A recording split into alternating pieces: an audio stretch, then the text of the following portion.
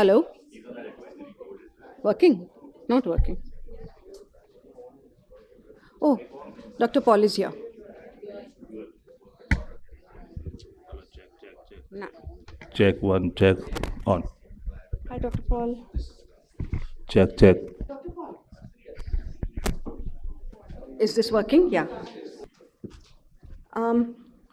May I request Sanjay, Dr. Guleria to please join us here. We're a little behind, and my apologies for this. We were waiting for our guest to arrive.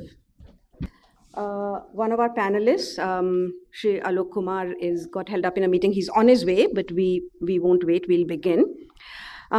So good morning, and on behalf of the Center for Social and Economic Progress, a very, very warm welcome to all of you here. A special welcome to our guests. We are really privileged to have such an esteemed group here to talk about a very important issue. I want to thank Dr. Vinod Paul, member Niti Aayog, who's been at the forefront of a lot of policy reforms in the medical education space. And we're really honored that he's taken the time out to share his thoughts with us. Very thankful to Dr. Randeep Guleria, former director of AIIMS Delhi, and now with Medanta, and heading, amongst other things, medical education. So he's today wearing two hats, public and private, and we look forward to insights on both from him. Welcome, Alok. We're also really happy to have Shri Alok Kumar, who's in the space of making things happen. He's Principal Secretary, Medical Education in UP, and is bringing about a lot of reforms in the medical education space. And of course, Professor Sanjay Zodpe, who's the President of the Public Health Foundation of India, and has spent years on a large amount of research on this topic, on the health workforce and on medical education. Now, everybody in this room is well aware of the role of the health workforce when we talk of health systems, and many of the challenges. And I do want to say the challenges are not just for India. The challenges of the availability of health workforce, the distribution, equitable issues, as well as skills in some cases, and accountability. These are issues that actually spread across the world. So it's not an India problem, it's actually a global problem. Many countries have undertaken reforms, as has India, which we will hear about soon. And the reforms have led to progress. The reforms have actually filled some of the gaps, but there is still a way to go. And because human resources for health are so central to health systems and how health services are delivered, and how patients who are accessing health services actually receive them, because it's so central, this is an important issue for us to discuss and something that we've been focusing on at CSEP. Now, India has made a lot of progress. In 1990, if I'm citing correct data, our doctor population ratio was 0.5 per thousand. 2019, that means 20 years hence, it moved to 0.9 per thousand, which is very close to the WHO norm of 1 per thousand. So the significant progress has been made.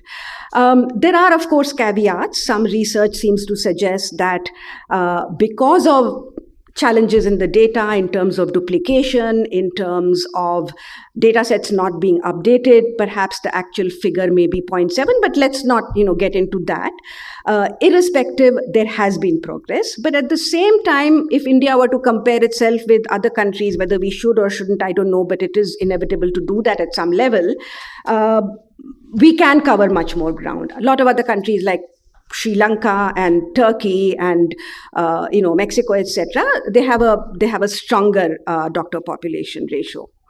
So where are the doctors coming from? Obviously, all of those who are studying medical education.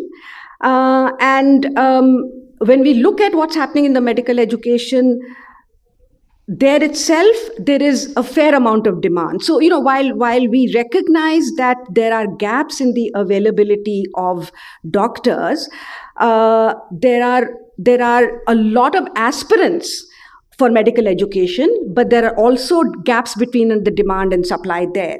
If we were to just look at last year in 2022, data seems to suggest that 17 lakh people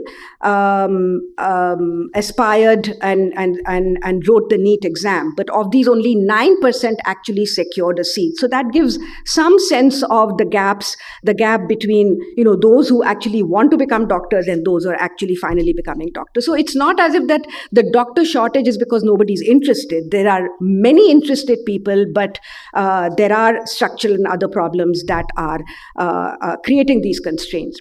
But even here, even in the space of medical education, a lot has been done, and I'm talking about India.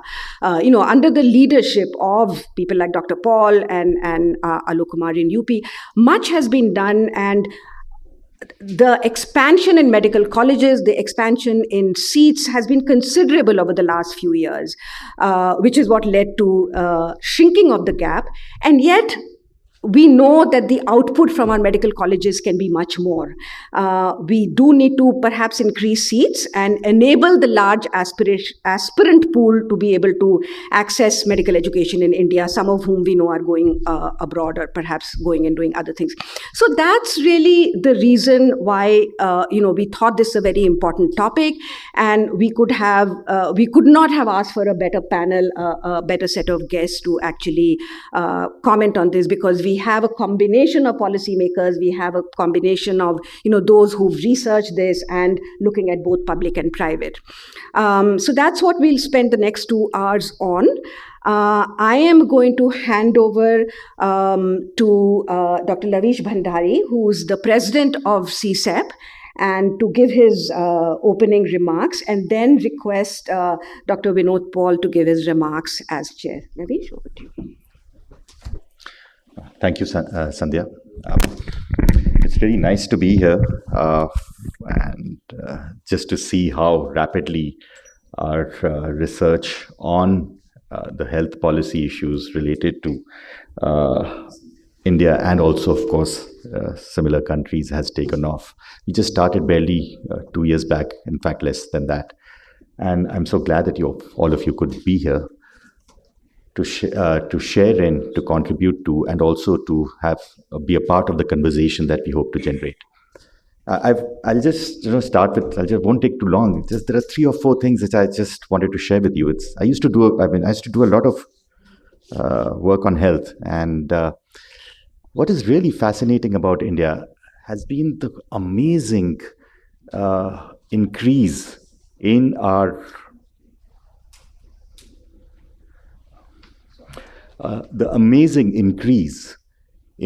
number of colleges and seats. It's really not happened anywhere else at this scale. And we must be doing something right. If the Indian graduates, medical graduates, still are amongst the most in demand globally amongst all the developing countries. So there must be some things happening right. It doesn't happen. This kind of a scale up so rapidly, I've not seen. It's doubled, I believe, in the last 10 odd years. Postgraduate seats, I think, have gone up by 2.5 times.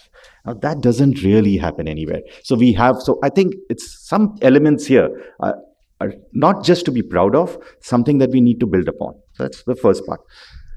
But I would like to just further add to it. My guess is that there needs to be a further scale up as we go along with increases in incomes, populations, but most importantly, the rapid increase in the lifestyle diseases. We will need to scale up this.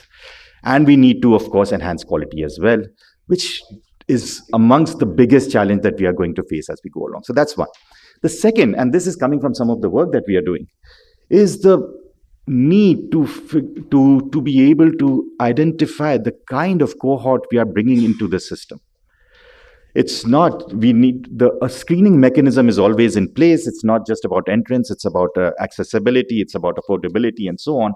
But this is something from all the work that we are doing, and I'm sure that will be a part of other conversations as well. We need to identify some sort of it's not really about inclusiveness only. It's also about the right kind of of profile of the candidates who want to get into this profession. And the last one, and this is again something that we've all know a little bit about, and is the rapid changes in technologies and conditions that are happening, and they are only going to further increase as we go along. Now, there is no system, or there is a limited system of mandatory mid-career enhancement of skills, of abilities, of education. It's not something that many of us talk about. It's not something that is done in most other countries, but in some countries do have a smattering of these. I think that is going to be time that we need to have these conversations, because if technologies are going to change, if conditions are going to change so rapidly as we are seeing in other domains, it's going to happen in this space as well. And though this further increases the ambit of the kind of work that we might need to do as we go along, but these are really important issues that I think conversations are really required on. So with that, I'll thank you, and I hope this is a great session, and all the best. Thanks. Lovely. Thank you, Lavish. Dr. Paul, may I request you to speak from here? I think it's a conversation. So thank you very much. Good morning, distinguished colleagues, Alokji, Dr. Guleria, Dr. Zodpe, Lavish, and of course Sandhya, and very eminent participants of this seminar and discussion.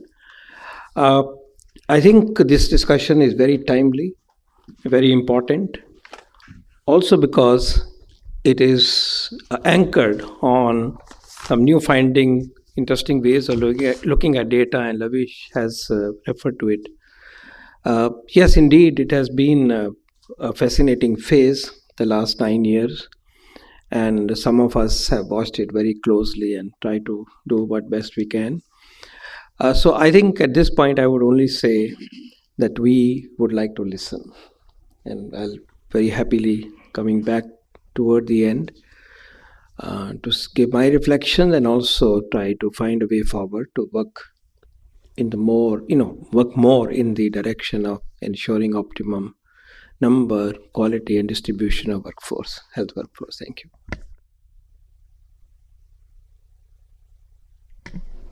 Thank you so much, Dr. Paul. Thank you, Lavish. The way this will move is I'm going to request Amrita Agarwal, who's a visiting scholar at CSEP, and Khushbu Balani, who's research associate, to present some of the key findings of research we've been doing over the last few months. And then we'll follow that with some questions to our panelists, hopefully difficult questions, and a Q&A from our guests here, and then closing remarks by Dr. Paul. Amrita?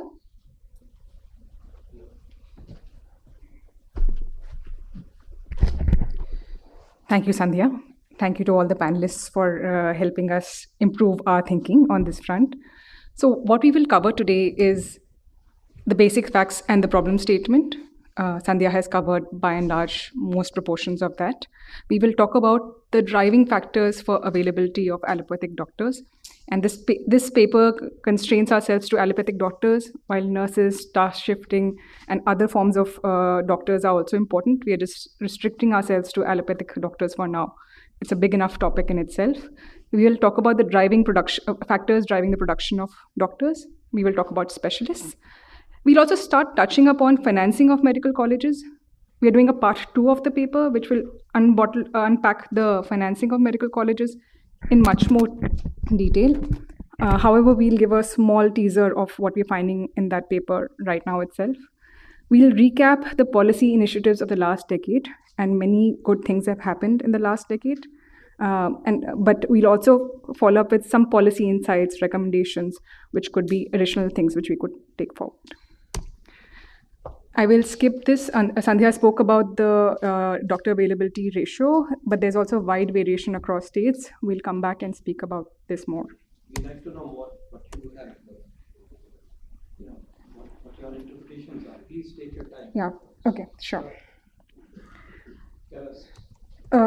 So this is the context in the basic facts. There is wide variation in doctor population ratio across states. Everybody is aware of that.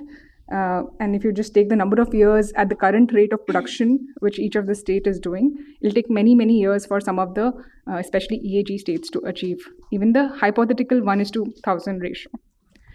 Just what is the problem statement? There is a large demand for doctors, there's a large demand for medical seats.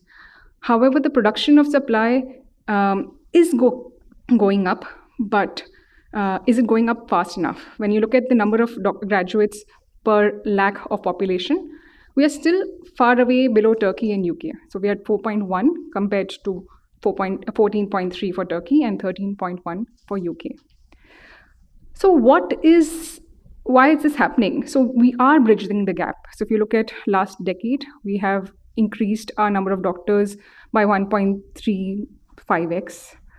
China has done it at 1.45x, faster. We are still faster than many other countries. But the problem statement is, can we bridge this gap even faster than what we are doing today? That's really the problem statement. And this is at the national level. When we look at it at the sub-state level, there are many more factors why this gap is not being bridged equitably.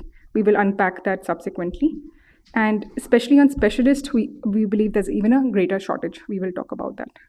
So we will begin by setting this as a problem statement, and then we'll unpack what we see as findings. We looked at 4 factors of what could be driving availability of doctors. There are a few other factors we have looked at it, but we could also explore furthermore. The strongest correlation we found was in terms of states per capita income. It is actually no-brainer. There is free migration within the country.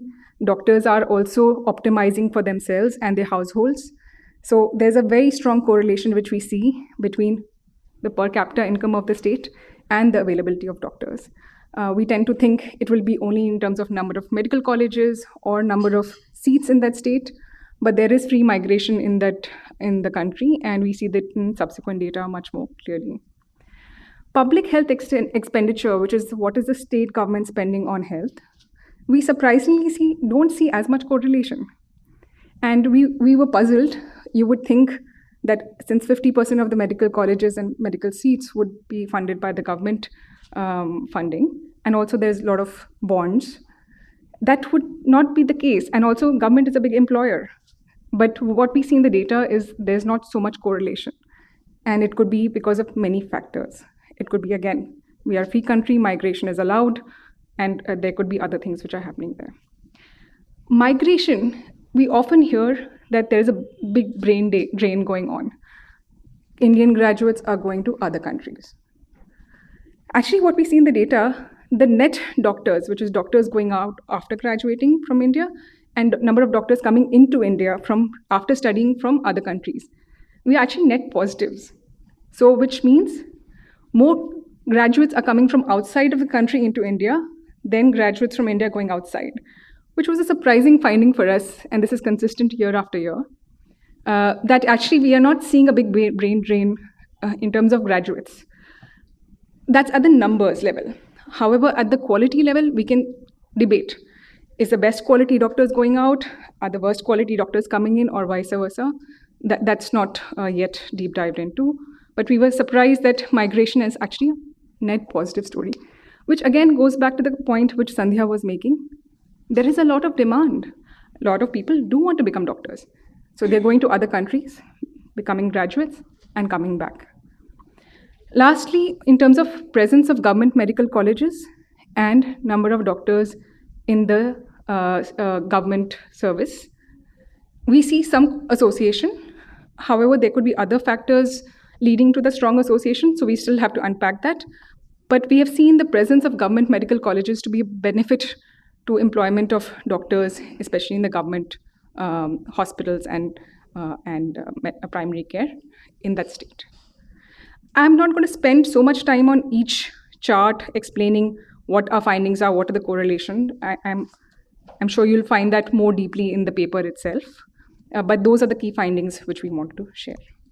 I do want to share this chart, which is on the net migration of the doctors, which you can see is the red line on the left side is the outflow, and the pinkish bar on just next to it is the inflow. And you can see consistently the inflow is higher than the outflow. And this inflow is From on the basis of doctors registered or yeah, only on the basis of, so those who have passed the FMG examination? correct. Data by of postgraduates, because a lot of this would be those who go to China and Ukraine and come back. Correct. But the real brain drain is, when MBBS here goes out and never comes back. Yeah. So are the postgraduates coming back? Is there a trend of university doctors returning to India like it is happening in some other sectors? So That will be useful. Yeah, May we'll not try have and it. investigate Yeah, that if you more. can, because we want them to come back. Yeah. Why are they there? This is where the action is. This is where the luxury is, and all the goodness is. So Yeah, I think at the postgraduate level, I think you should exclude those who have gone for training to China, say East Europe, and come back, and then see how does the data look like. but why should we exclude them? We're still Because adding they are to the the doctor ones population. who went and would definitely come back. Yeah, Because the opportunities in that country don't exist for them. correct. So for them, what we are looking at a drain which is more towards the Western world rather than to countries like China or Eastern Europe. So that will skew your data. It will not give you an actual picture as to what actually is happening. Because the brain drain is more towards a lucrative side. So actually what we see is the outflow, what you see in this chart below, is the outflow of the doctors, which you see in the first column. It is to the US and Europe mostly, but it is coming down drastically. What you see in 2012 to 14 period, 2015 to 18 period, in the last few years, actually UK norms have changed and US norms have changed. That has come down drastically. Whereas the students going to Europe, China, Eastern Europe, Vietnam, and coming back, that has constantly remained high and growing. In fact, Dr. Guler, the paper has a chart on US and UK as exactly, which gives the numbers. There is no such data on PG. PG we have to explore for. This is MBBS. We have to explore on PG more. Fair point.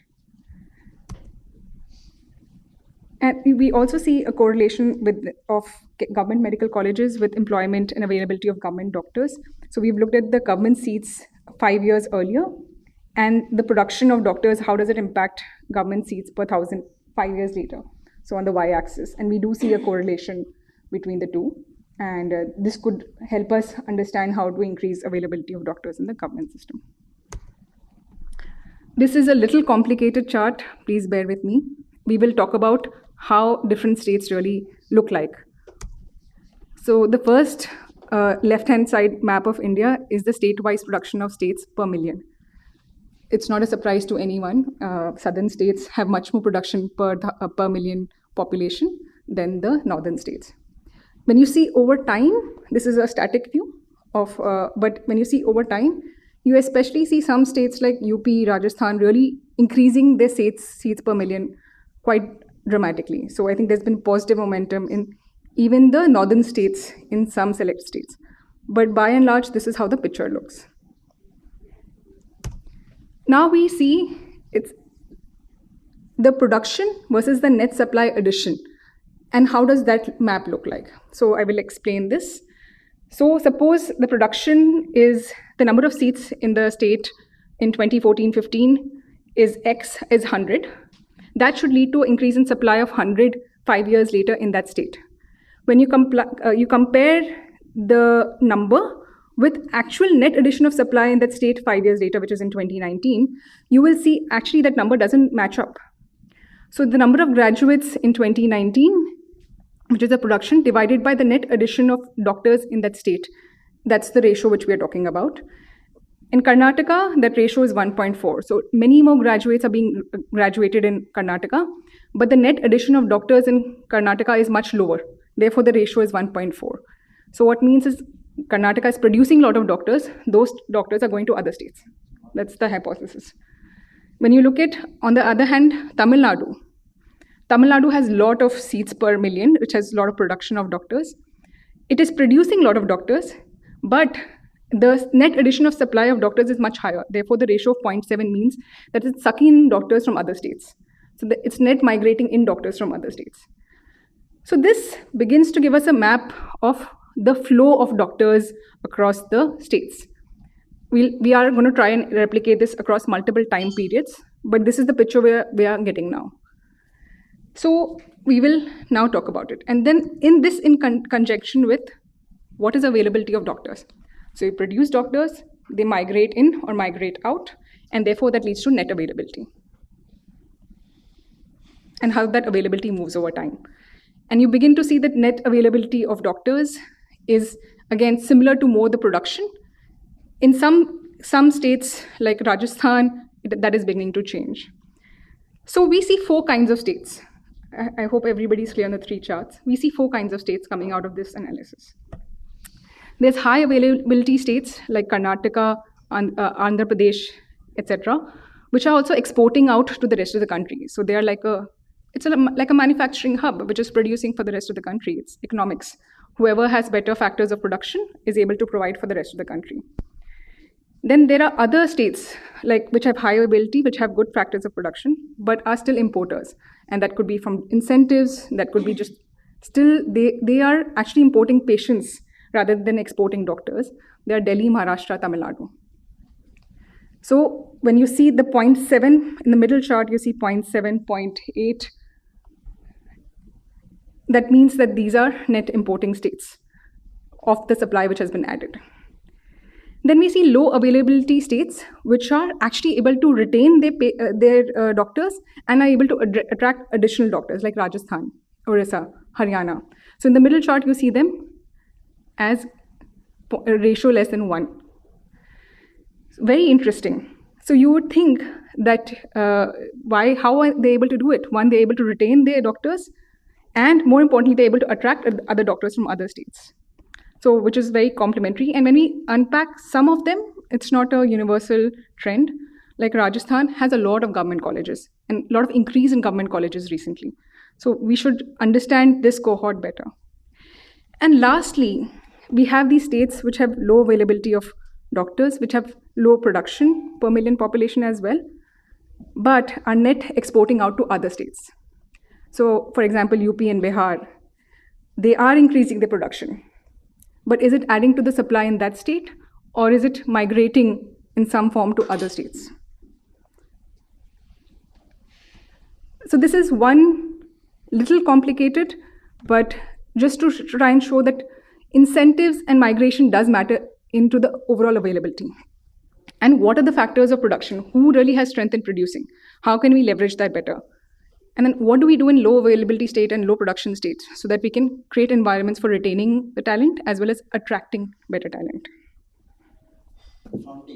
There is all India seats available, like so state this is of excluding Maharashtra. All India seats. This is excluding all India seats. This is state seats. Thank you.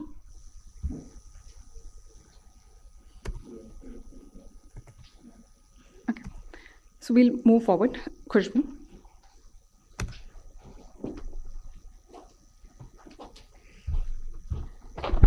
Yeah. Hello, everyone. So today I'm going to be talking about the key drivers of production of seats for both at the UG and the PG level, and I'm going to briefly discuss in terms of the trends in both of medical colleges, of seats, what has been the availability of teaching faculty in the backdrop of rapid expansion, and also what has been the availability of support staff. So we are looking at the trends over the last decade or so, and what we see is that there's a cutoff of sorts between 2016-17, 2017-18, where we see before that roughly both the public and the private sector were expanding at similar rates, but over the last 5 years, we see that the public sector has in a way overtaken the private sector and has been expanding much more rapidly, both with respect to colleges as well as with respect to overall seat capacity. Now, part of it has been driven by increase in number of colleges. Government has added a lot of colleges, but part of it has also been driven by just the relaxation of norms with respect to number of beds required, the teacher-student ratio, and all of it. That to a certain extent has contributed as well. So this is what we see in these two charts. So what we see is that with respect to the seat expansion, while there has been an overall availability improvement in the availability of seats, but with respect to distribution, again we see that the top 5 states over the last decade has roughly remained the same. So it's largely a southern western states, and Uttar Pradesh is one very good example in terms of an EAG state which has managed to retain its share and in fact increase its share, and also have a substantial amount of added a substantial amount of seats over the last decade or so. The rest of the EAG states, on the other hand, continue to occupy a much lower share, both with respect to their population, with respect to their demand. Especially states which have not been EAG states not mentioned here, Chhattisgarh, Jharkhand, Uttarakhand, have in fact much lower seat share, both with respect to public and private, and also have not witnessed a lot of expansion over the last decade or so. So again, we see that the whole seat expansion has largely continued to be concentrated in developed states, and more so for the private sector. The public sector, on the other hand, has been a little more evenly spread. So I think the share of increase in seats by different states in the government seats is much more equitable. So you see Rajasthan, Madhya Pradesh, many other states, especially the northern states, having a larger share of increase in the state seat expansion. But when you look at private sector, one, it has slowed down. In the last 5 years, in the previous slide, we saw dramatic slowdown of private sector. We need to understand why. Two, in this increased of seat share, which has happened in the first 5 years, but not so much in the last 5 years, it's very concentrated. It is really the 5 states which are able to attract most of the seat increase, which is Tamil Nadu, Maharashtra, Andhra Pradesh. Uttar Pradesh, very interesting. Uttar Pradesh has been one of the only northern states which has gotten a very high share of private sector as well, and Karnataka. So we really need to wonder if we need to make both a government and a private sector fire even more to get more production of seats, and then we'll come to quality. We need to also harness the private sector. Why are we not able to harness this in other states, like UP is able to do in the northern area? Thanks, Amrita. So one is the whole issue of geographical expansion and that being really concentrated. The other key issue which India has been facing in terms of is the scale of colleges, and also just the overall production still being much lower compared to, say, some of the other developing countries as well as developed other OECD counterparts. So around 2021, India was producing 4.1 graduates per lakh population. The next best, Israel, was doing around 6.9, but Ireland around that same time was producing roughly 25.4 graduates per lakh population. So again, there we see that despite India having the largest number of colleges in the world and a lot of expansion, there still is a lot of room to grow, and in terms of there being a lot of demand, so that there's a lot more expansion can take place. The other key point which emerged in our analysis was just the size of colleges in India, which has not increased dramatically over the last decade. So from 122 in 2011, we have moved to 151 in 2023, but it's much lower, say, compared to China, which has 930 seats per college, and Eastern Europe, which has 220 seats per college. So again, here, this is partly a structural issue, which means most higher education institutions in the country face this problem in terms of size being smaller and just being more number of colleges in other sectors as well. But just in case of medical colleges, we are going to explore a bit more deeper in terms of why this is the case. The other key aspect of the driver of production is really the human resource, the availability of teaching faculty, and that's basically an important driver on the HR front for expansion of medical colleges.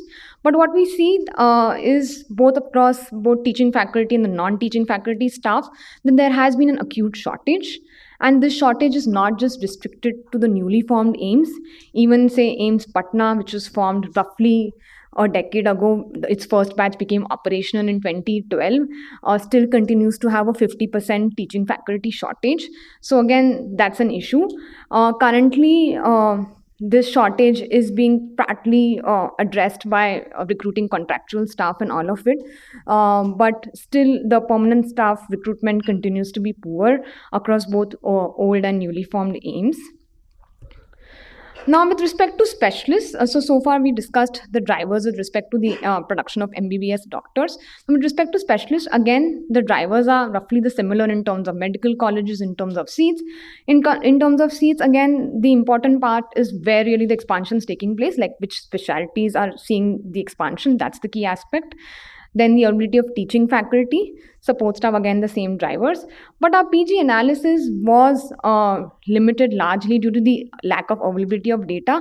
So the data was not really available at disaggregated form with respect to public and private to create a longer time series. Maybe we had data for 1-2 years, like 2-3 years in the recent past, but not so much to create a time series state-wise across the last decade.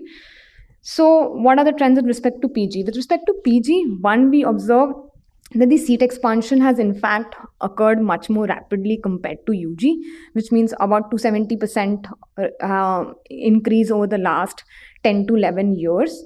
And again, over here, this has been driven by initiatives by the government in terms of pushing for the DNB. Yeah.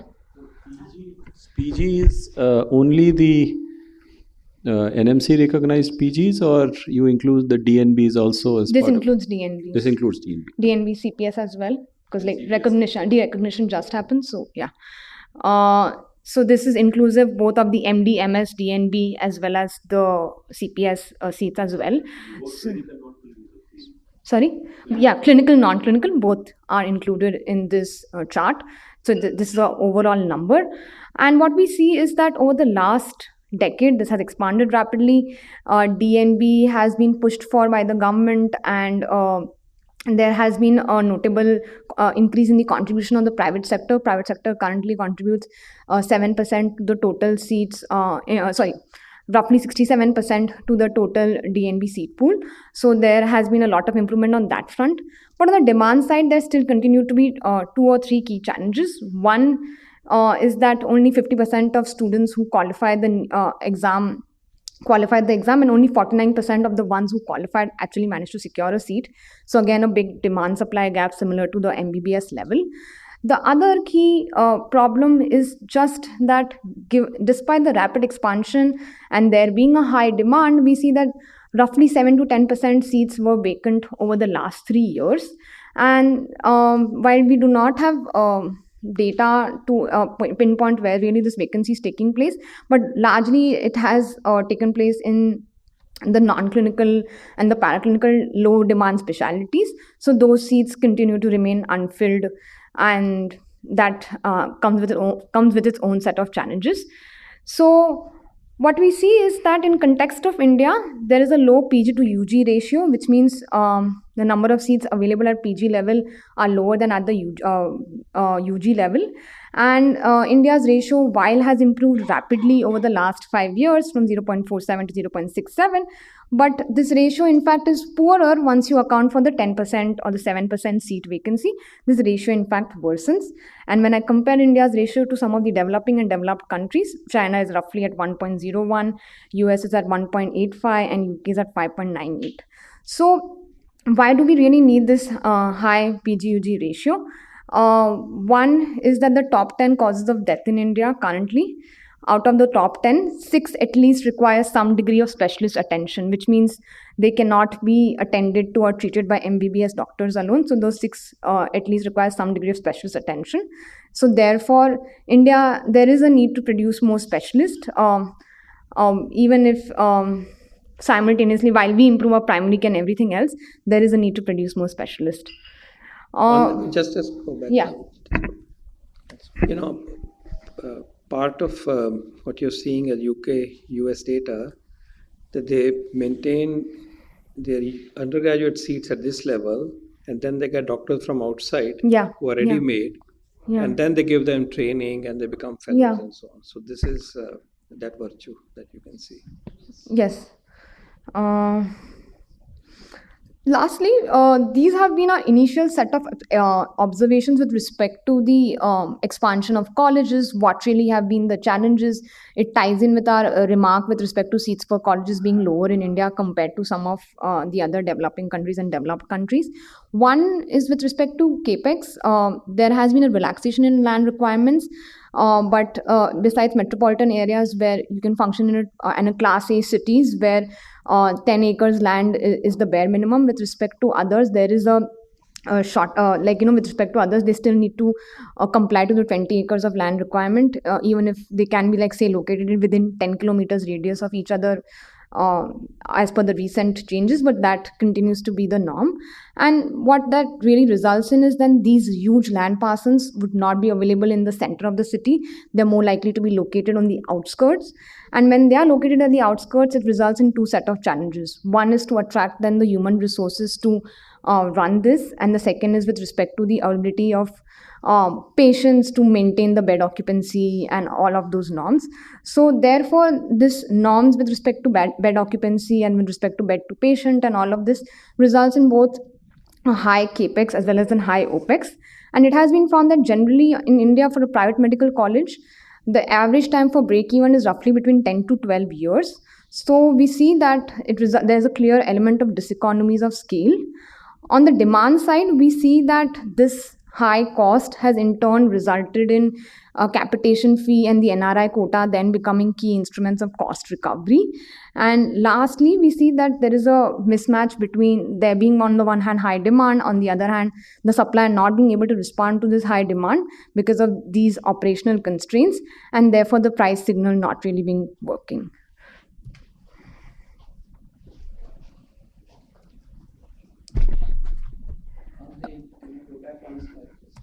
Clarify here itself.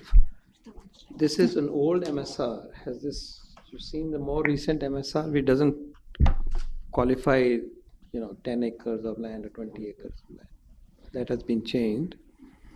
Yeah, quite recently. Yeah, it has been changed. So this is really not, you still land, let me come on this because this should not be, in a way, quote unquote, misunderstood. Yeah. Remember, the heart of medical college is a multi-speciality hospital. First, this should be understood. A medical college is not a medical college if it doesn't have a vibrant hospital. So you need a hospital, say, of 300 to accommodate main specialties, or whatever, 400 depending on. The issue is you need space for a hospital, which is a given. Then you need, teaching, system and laboratories, and so on. And then residential accommodation. There are typically three prongs, three pillars that you require. And therefore, when you hear this, इतने एकड़ चाहिए, इतना चाहिए, थोड़ा सोच के लेना चाहिए कि हॉस्पिटल तो बनाओगे ना, फिर थोड़े कमरे बनाओगे, कहीं पढ़ाओगे, फिर कहीं ठहराओगे, बच्चे आ रहे हैं, उनके इश्यूज भी हैं. तो थोड़ा सा इस पर्सपेक्टिव में इसी स्लाइड पे इसलिए बोल रहा हूँ क्योंकि ये बड़ा स्क्यू हो जाता है. आप ये भी सुनते हैं कि फलानी आइलैंड पे जाके वो मॉल के अंदर हम पढ़ाई कराते हैं, ये ऐसा भी सुनने में आता है. Yes. वो क्या कर रहे हैं, सिर्फ वहाँ थियरी पढ़ाई जा रही है, क्लासरूम होते हैं, पढ़ाए जाओ. उसके बाद में जाके वो 4 साल अमेरिका में जाते हैं और क्लिनिकल पढ़ाई वहाँ होती है. मॉल में कभी अस्पताल देखा आपने किसी भी आइलैंड पे? तो वो सिर्फ कमरा तो चाहिए ही नहीं, हम टेंट के नीचे पढ़ा देंगे. प्लीज़ अंडरस्टैंड, हॉस्पिटल जब आता है तो कॉस्ट बड़ी दिखती है, तो वो 400 करोड़ का बजट बनता है या 150 का बनता है, जितने का भी बनता है. ये कभी एकदम से देखते नहीं है इस चीज़ को. College is equated with lecture theatres and some labs, then you ridicule them. दूसरी बात यहीं पे बता देते हैं, because it will also be a trigger for some reaction. Medical college की पढ़ाई, मेडिसिन की पढ़ाई, बेड साइड की पढ़ाई होती है, रियल लाइफ की पढ़ाई होती है. ये लेक्चर तो ठीक है, वो तो आज ऑनलाइन हो जाए, घर में बैठ के हम दे देंगे, हमें लेक्चर चाहिए ही नहीं. लेक्चर थिएटर सोचो तो पीजी में तो वैसे ही नहीं चाहिए. बेड साइड पे स्मॉल ग्रुप, क्लास ब्रेक हो जाती है, 10 स्टूडेंट को हम चाहते हैं, और अभी के बैच साइज 25 के हैं, 40 के भी हैं अगर आप देखोगे। तो जब हम नॉर्म्स को लेके आते हैं कि फैकल्टी कितनी चाहिए, तो हमें रिडिक्यूल भी किया जाता है बुरी तरह से। लेकिन आप कोई भी बैठ के यहाँ बैठो एक ग्रुप और कैलकुलेशन कर दीजिए कि अगर 100 स्टूडेंट है वो 900 स्टूडेंट हैं चाइना वाले, तो जब स्मॉल ग्रुप की टीचिंग होगी उस बैच की और ऐसे 4 बैच की टीचिंग हो रही, तो आपको ट्यूटर्स और टीचर्स कितने चाहिए। और वही टीचर आगे आ जाओ, अस्पताल भी चलाता है, ओपीडी भी चला रहा है, ऑपरेशन भी कर रहा है, उसके लिए भी पिटाई हो रही है, उसकी ड्यूटी भी कर रहा है। वो टीचर नहीं है दिल्ली यूनिवर्सिटी के, वो 8 घंटे पढ़ाते हैं या 28 घंटे पढ़ाते हैं, मैम बैठे हैं यहाँ, आई वोंट से, बट वो नहीं है कि आके आप पढ़ा के, ड्यूटियाँ तो नहीं करते, इंजीनियरिंग वाले भी ड्यूटी नहीं करते। तो ये कभी ये जब पार्टीशन कर देते हैं कि पढ़ा के चले गए, उसको हॉस्पिटल भी चलाइए, हॉस्पिटल में पढ़ाई कराएंगे, स्मॉल बैच में बेड के अराउंड कितने स्टूडेंट खड़े हो सकते हैं?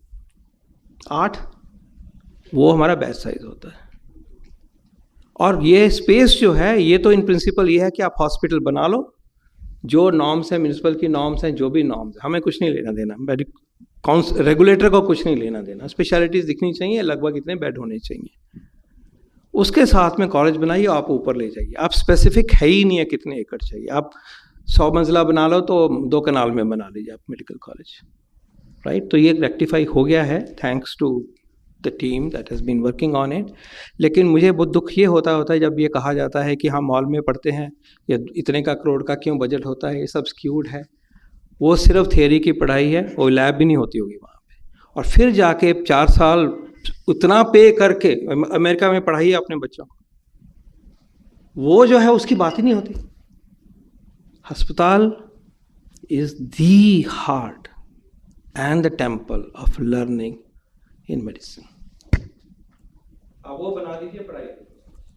इसीलिए ये भी कहा गया कि मेडिकल कॉलेज बनाने से कम 1.5-2 साल पहले अस्पताल चलता हो तो बेटर होगा। क्यों? कॉलेज बनाए, कॉलेज यही चल पड़ते हैं। अभी मैं एक यूनिवर्सिटी में था, उन्होंने अनाउंस किया कि हम कॉलेज बनाएंगे, बिकॉज दिस इज इसीलिए हम इकट्ठे हुए हैं कि इस तरह की फ्रैंक बात हो। अगले साल से शुरू करेंगे। मैंने पूछा आपका अस्पताल बन गया? अरे अस्पताल, हाँ वो इधर सोचा ही नहीं। खैर नॉर्म भी नहीं पता कि 2 साल अस्पताल चलता हुआ होना चाहिए। क्या होता है कि प्राइवेट वाले या दूसरे भी क्या करते हैं कि क्लासें तो कहीं भी शुरू हो जाती हैं, वो किसी पुरानी बिल्डिंग में, नई बिल्डिंग में, कहीं भी हो जाएगी। हमारी टीचिंग क्लिनिकल पहले साल से होती है, पहले नहीं तो दूसरे से तो बहुत ही होती है। वह कहाँ जाएंगे हम? उसमें मेडिसिन भी चाहिए, सर्जरी भी चाहिए, कुछ और भी चाहिए। तो अगर अस्पताल चल ही नहीं रहा है तो 0 medical college.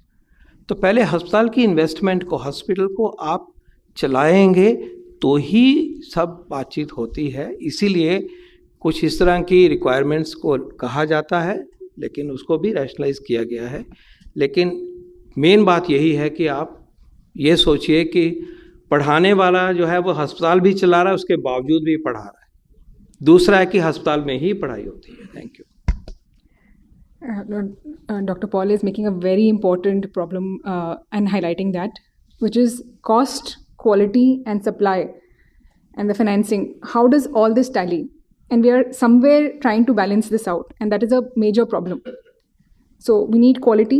We need to look at the cost of production and how this is getting produced, and the break even on the financing and the supply. And this is a puzzle. Can we tweak things to make it even go faster? That is the area to explore.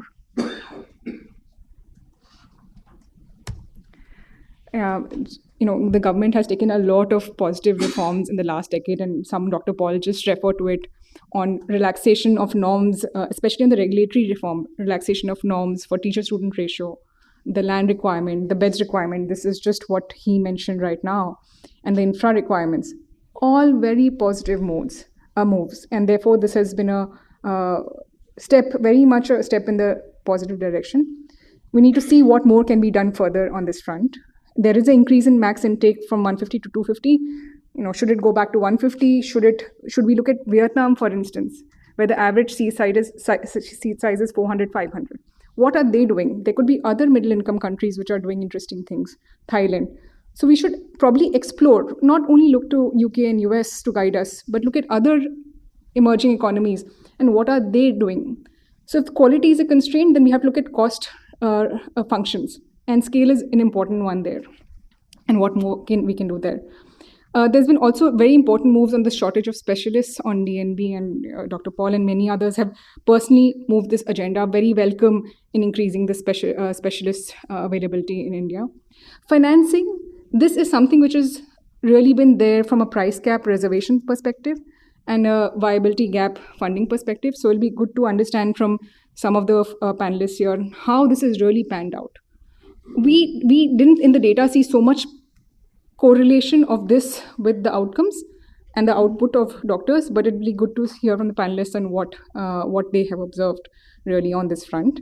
And there has been government has also set up many more medical colleges, upgrading of district hospitals to medical colleges. Now there are some areas which we are thinking we should explore further, based on the findings of this paper. Really, one is staff shortage, and this is not only in government sector but also in the private sector. When you actually see the number of doctors and specialists available in the country, the percentage of teachers is a very small fraction of them. So is it an issue in terms of availability of people who could hypothetically teach? Maybe not. It is perhaps an issue of incentives. What are the incentives for anyone to teach rather than to go and to work full-time and treat patients? Is it needed to be either or? And yes, there has been relaxation of norms. There has been positive movement on this front. What more can be done to look at incentives for teaching? Another one is on scale. So Khushbu also spoke about it. We do see in Vietnam, we see in few other countries, China, that other medical colleges seem to operate at a very different level of scale. And we're not saying there's only one way to teach medicine.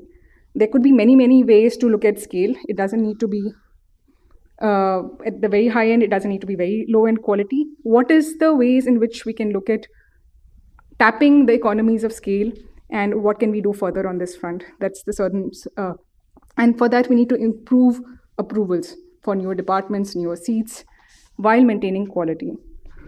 This distribution of seats and availability of new doctors in various states, the chart which we saw, we think exploring this idea of increasing public colleges in low availability states, but along with incentives. How do you retain them? How do you attract them from higher income states? This incentives for retention, not only a stick, but also a carrot, is important for us to explore. How do we leverage the high availability and high productivity production states better? How can we incentivize them to produce even more and to produce for the rest of the country? It is again economies of scale of production there. This shortage of specialists, very positive moves on DNB. How can we make it even more equivalent to MD, MS in spirit? Is that an option for us at all? And how do we help in expansion of specialization, number of seats in the specialties with high demand? So if there are seats which are vacant, which have low demand, how do we expand the seats in areas of high demand? Private sector participation. We do need both government and private sector to fire for us. That's the two twin engines which we need as a country to operate at a more higher speed. And the norms are in the right direction, but the economics are still not working out. Private sector works on economics. For them to be able to operate and produce and scale up, maybe we should look at UP. What have they done right? How are they able to attract more private sector investment? What can other states do right? It has to be economics at the given quality which has to work for them. And lastly, on data, we did feel that there was a lot of challenges on data. Availability of data in the right form, clean data, both are a big challenge. So we think there should be a lot of initiatives on putting this together in the right format, especially for postgraduate students. Thank you.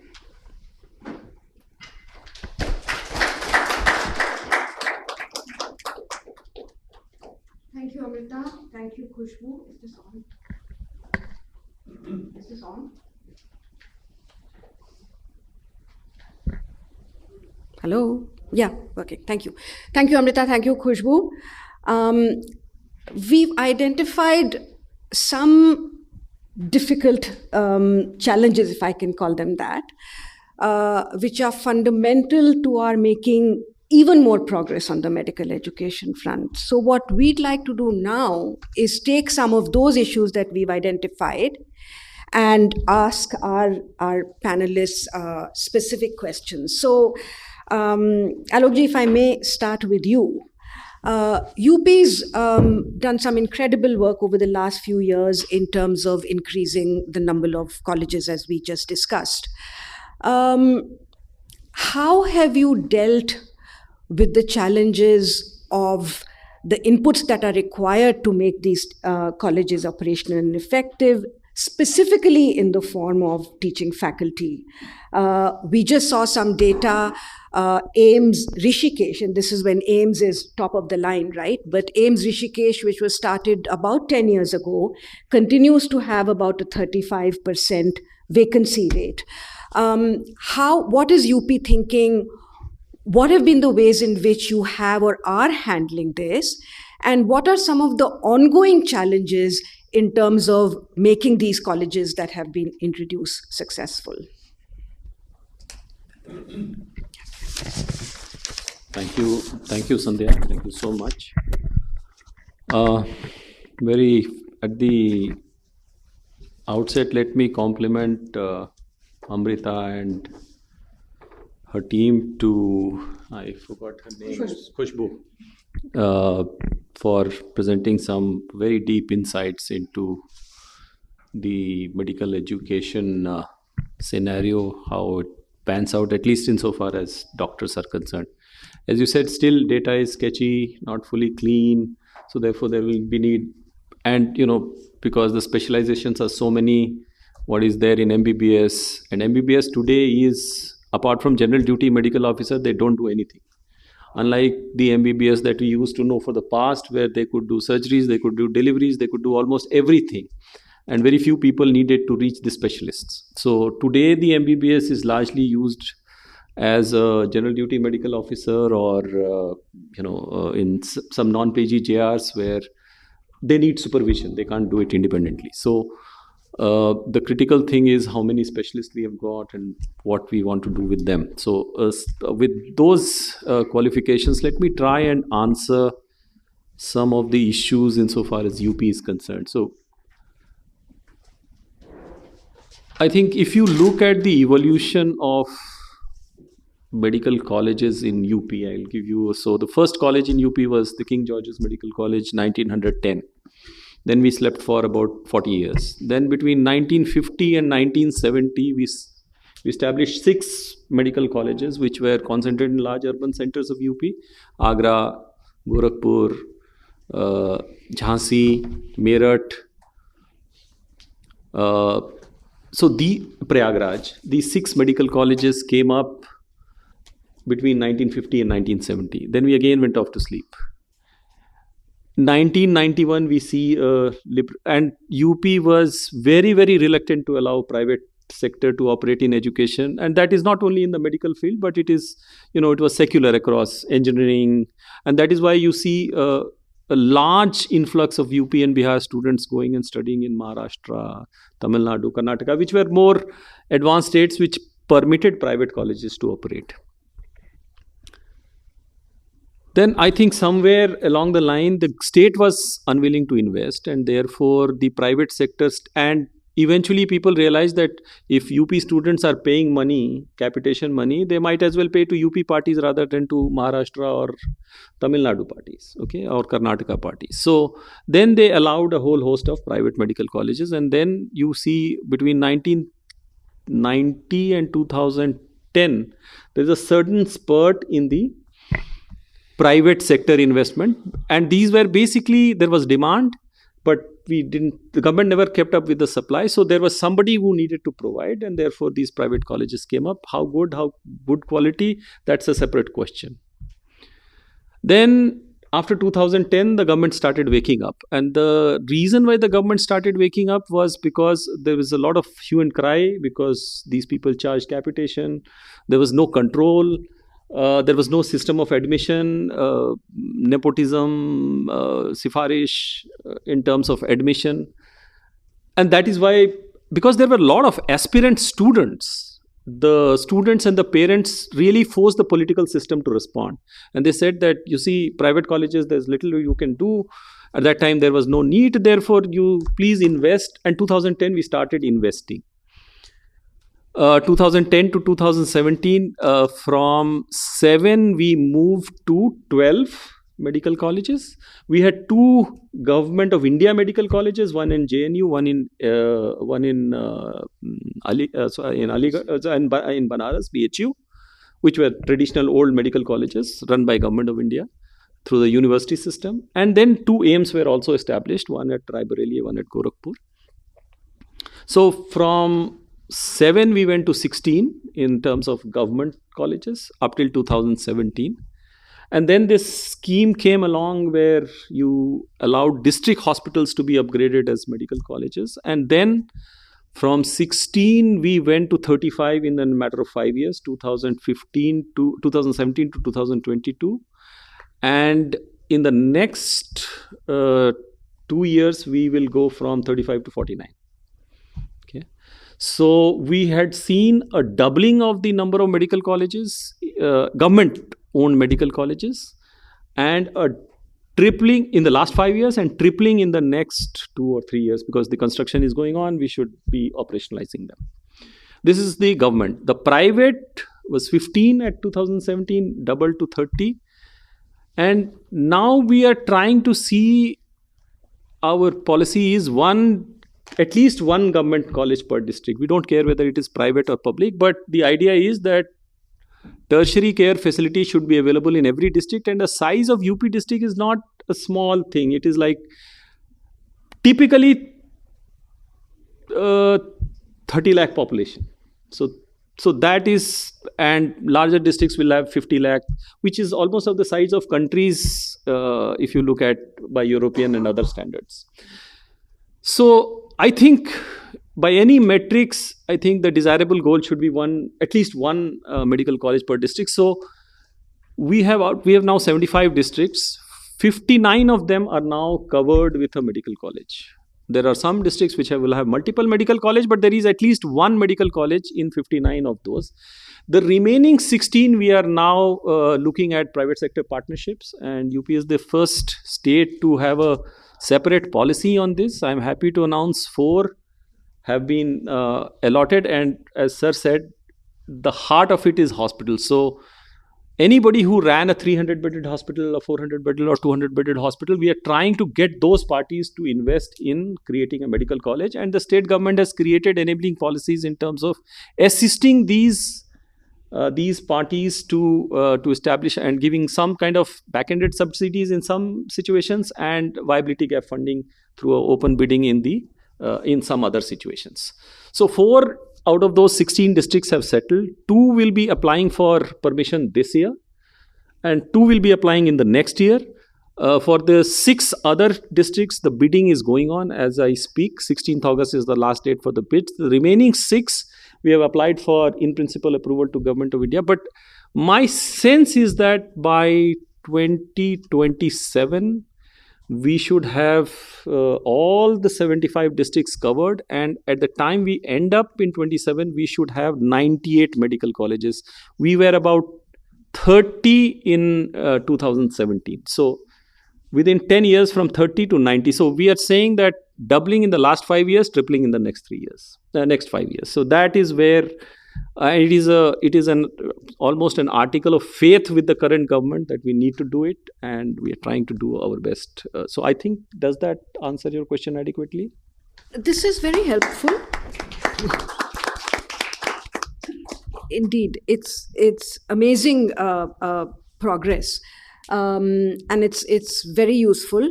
If you could just talk a little bit about how UP is addressing the faculty shortages, and especially in view of the expansion that you've just outlined for us. So the expansion only doesn't include these new colleges. So that is one part of the issue. The expansion also is in terms of expanding the seat capacity in the existing medical colleges. And 2 things are happening both. For the private sector, once the capitation system was taken out of the thing, Now their only hope of survival, and also please understand that the private sector dynamics operate not from the patient revenues. They operate from the student revenues. If you look at the economics of any medical college, the contestation is really on the fee of the students. So they are not the patient fees or patient revenue subsidizing student education. It is the student education catering to the patient requirements, right? And that also has to do with the paying capacity, the amount of money we spend overall on the health system. So the countries you are comparing us with, they spend 8 to 9% of their GDPs. We spend 3%, 3.5% of our GDP. So where is the comparison? If you spend on your patients, eventually it will reach somehow the medical education sector also. But if you are unwilling to spend on your patients and you leave your patients from the out of pocket, which is the dominant mode of financing, Amrita knows more about it than anybody else, then to expect that quality medical education is available is it will not happen by default. It will have to be by design. And unfortunately, for the last, now from 83 when we said health for all till 2023, now 40 years I've seen, the spending on health has not increased with the way that our rhetoric would is there. We are there on the rhetoric side, but on the ground, if you see the increase in spending, that has not happened. So essentially the dynamics is on the basis of the student fee running the medical colleges. So till such time as you had no merit in terms of admission criteria, so people who could afford, they were able to buy the seats, and they were then able to buy the degrees also. Many of them have also turned into universities, so they are also awarding the degrees, so they don't even have to appear. I mean, in some senses appear. So at the entrance you had no check, at the exit you had no check. So you had a system where people who had the ability to pay were able to get the degrees. Now, after NEET, there was a huge change, because now the private sector managements were forced to admit students on a merit basis. And there was a cutoff which you said, below a certain cutoff, we will not allow admission. Now, and also the fees was now, so what was happening below the table now has to happen over the table, because now you can't charge the students beyond a certain, because you are now forced to take admission through the seniority in the common entrance examination. And now with the latest NMC reforms, now you also have a common exit examination. So some of these business models will now be questioned. So that is the dynamic. The government is offering mainly free seats. I mean, the cost of a doctorate MBBS education is 18,000 rupees per year. So, I mean, apart from the hostel fees, which would be something, but it's very low. So it's practically free education. So the government, because of the government focus and investment on medical colleges, you see an increase in the uptick. And also, I will tell you, for the PG seats, you have a situation where the government of India is incentivizing. So any PG seat that I add in my existing medical colleges, they give me 1.5 crore rupees per seat for creating more infrastructure. For UGC? For UG, it is 1.2 crore per seat. So there is an incentive. And for PG, has that stopped? It's running, sir. I have taken almost 600 crores from government of India on account of increase in UG and PG seats. The other thing was simply lack of focus. So in some senses, in last 2 years, I have been able to double the number of PG seats with the same faculty strength in my existing medical colleges, simply because nobody was focusing. The principals were not focused, the department was not focused. It was with the same revenue, you could do more. So, look, what you're saying is two things, if I hear correctly. One is how to get more out of the existing resources. That was your later point. And the first is that there is an underinvestment, and greater investments are required in order to address the structural barriers of incentives to teachers. And if that happens, then we are able to increase the number of teaching faculty. That's my takeaway from what you said. Lovely, thank you. Dr. Guleria, we did talk in the presentation about the output from colleges being low in terms of the need to increase seat capacity. Amrita gave the example of Vietnam. You're coming back, right? Yeah, okay. I'm not working on So, sorry. Yes, we talked about the need to increase the output from colleges in terms of seats. What do you see as the key constraints today, both for public and private colleges, and how might these be addressed? How might we increase the scale, basically, of every college? And related to that, I'm tempted to ask the question that specifically in the context of PG seats, given that there is a significant demand of specialists in the country, at the same time, as we saw, some PG seats are going vacant, non-clinical ones, we think. How does one actually address that? How do we increase the seats that have a greater demand?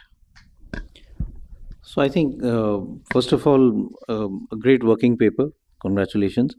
But I think the issue that you raised is how do we increase our capacity without increasing the infrastructure, which is very difficult to happen. So if you want to really increase the number of seats in a given institution, you will have to invest a little bit more on infrastructure. A lot of colleges now, as the seats go up, are actually finding a lot of problem in terms of accommodating, if I put it that way, students in terms of the clinical material, in terms of the classroom size. And therefore, if you want to increase your scale, you will have to develop the infrastructure also in a similar manner. Also, I think here and this is something that we learned from COVID also, you will have to look at innovations in teaching. See, medical education is also changing dramatically.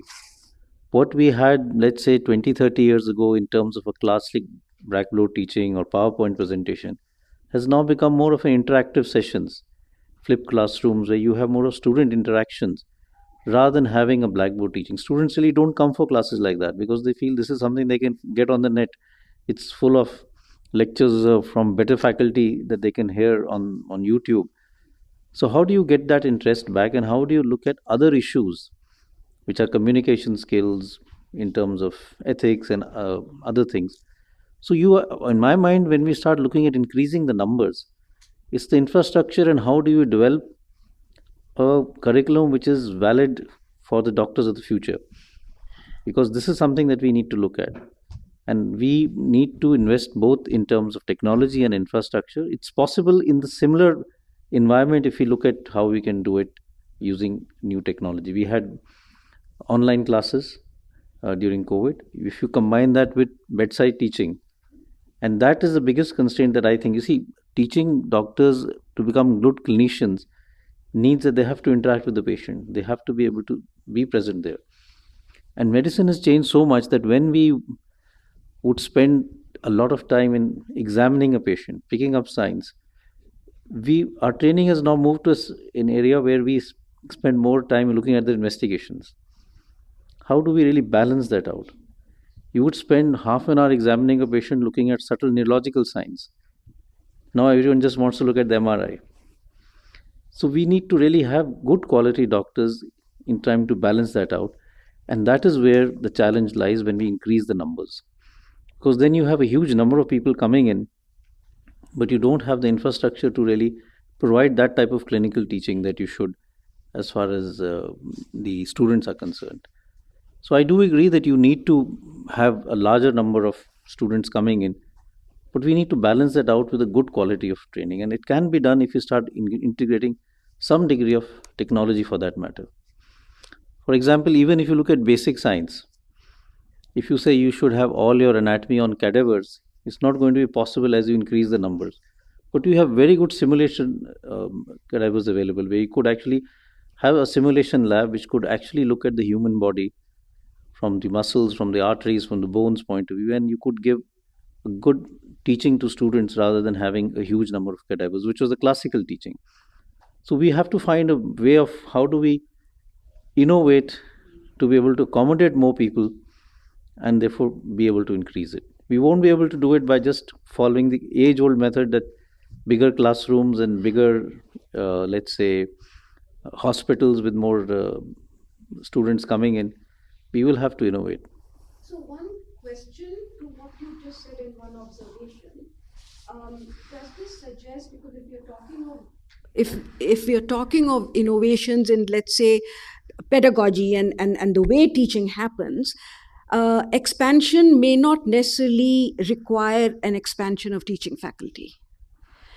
Because I'm just wondering, since that is a bit of a binding constraint right now, are we saying that expanding seats would automatically mean the requirement of more teaching faculty, which is already a problem? But what I'm interpreting from what you've said is that if we are innovative and use more technology and other processes, then that doesn't have to happen. So if you are talking of increasing the number of seats, I see that only that as the solution, because if we say we're going to have that many number of teachers as we used to have in the past, it's going to be more and more difficult. So let's look at the basic questions. Why are less number of people coming in as teachers in medical colleges? 2 or 3 reasons for that. One is we haven't given that much importance to teaching as we should have as far as medical education is concerned, especially over the last 2-3 decades. 30-40 years ago, teachers were gurus and they were really revered, and that was how things were. Now teachers don't get that much of respect, and things have changed dramatically because society has changed, values have changed, and we've moved more into a different type of environment, and we must accept that and see how we can reinvent our teachers so that they are given that respect and the incentive to teach. It's happening in schools. You have more people going to coaching classes than the classes they attend in schools. It happens for PGs. Most students are going to all these coaching classes rather than attending the PG classes in medical colleges. Why are students not coming for internship? They're all going to coaching classes to prepare for the PG exam. So we need to address the root cause of why this is happening, and how can we change that into good quality teachers, give the respect to teachers, and an incentive as far as teaching is concerned. Right. And the need for innovations that you mentioned, would you say that the situation is similar currently in public and private colleges? Or would you say that private colleges are a little ahead of the game in terms of innovations? So I think, as Alok mentioned, there are private colleges which are at a different level. There are some private colleges, and I think that point that he made was very, very important.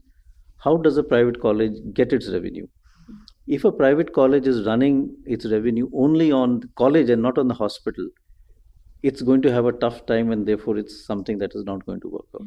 But if you have colleges where they have a good hospital, and there are some colleges in the south where the hospital is doing as well as the medical college, then they will innovate and they will look at new methods. And that is what we see in certain hospitals in the south where they are doing better innovations than the government sector. And they're going more and above what the norms are. So, there are some colleges which will just follow the NMC norms and say that's it. There are others which will realize that no, we need to be better in medical education. Let's have a full-scale simulation lab. Let's develop new things. This is something we should encourage and give incentive for this. That why should you just follow the basic norms? Why don't you do something new so that you are able to innovate? Right. And I personally feel we should also start looking at the curriculum in a different manner. Students demand different things. They demand now elective courses. Why can't we have elective in MBBS on, let's say, biomedical engineering? Why can't we have elective in humanities or in, let's say, traditional medicine? So I personally feel there is a whole churning that we need to go through if we really need to look at all of these issues. Can I just supplement one thing that Dr. Guleria is saying, and that is again coming out from experience. So we have in district colleges, both belonging to government, we had one where we had an existing hospital, district hospital, being upgraded and run as a medical college. And there were districts where we created medical colleges and hospitals absolutely fresh, with the district hospital being left as it is. And if I compare these two, it's coming up in the same period of time, maybe 3-4 years, because after 2017, once this game-changing decision of upgrading district hospitals into medical colleges took place. So if I compare these two, the performance, the teaching is far better in the district hospital upgraded medical colleges than those which have come with perhaps greater investment, but where the medical colleges, the hospitals have come up afresh, because hospitals, to build up the patient base, to build up the reputation, it takes a lot of time. Correct. So I'm just saying, because the same government is running, the same systems are applicable, but these colleges, because they had good patient bases, were able to take off much better and much faster than those which had fresh hospitals built along with it. So I'll just supplement that that's also as far as the teaching is concerned. If you have a very good running hospital and then you have a medical college, the training is much better. And I've seen hospitals where the hospital and the medical college came together. The medical college picked up because it's easier to run the medical college. The hospital didn't pick up. And the first few batches passed out without even having seen a labor room. Forget conducting a delivery. So we need to really be conscious of the fact that you should have a very good running hospital if you really want to have a medical college of some standard. So the question, in a sense, One very quick devil's advocate point to Alokji's point. By that same argument, should we try to increase minimum essential scale in the existing medical colleges than trying to create one in every district? Because are we looking at medical colleges from a tertiary care perspective or from a medical college perspective? Because do we really have that much faculty? Do we want to spread our resources? And anyway, people will travel to state capitals and not necessarily district capitals for tertiary care. Is that Abhishek, actually, I'm so. Do you want to do this now? We were going to have a Q&A session. Can we come back to it? I'm so sorry. So Amrita is going to, discuss a little more in detail about incentivizing private colleges, etc. I was going to say something. Anyway, I lost my thought. So we will come back to that. Sanjay, I want to take up the complicated slide that we had with 3 maps, which talked about the difference between production and availability of doctors. So there are states that are producing more than the number of doctors eventually available there, and there are those that are the other way around. How can something like this be addressed? So, for example, states like Tamil Nadu have a larger number of doctors, it could be argued, than is required as per stated norms, yet they're attracting more doctors. How can this queue be balanced? Can they, in a sense, the question is perhaps a naive question, can they become exporters of doctors rather than net importers of doctors? Thank you, Sandhya, and great analytical work, I would say. Thank you. We first need to understand, when we talk about production and availability of resources on the field, there is always a time lag. We have seen that we have scaled up both the institutions and numbers in last decade.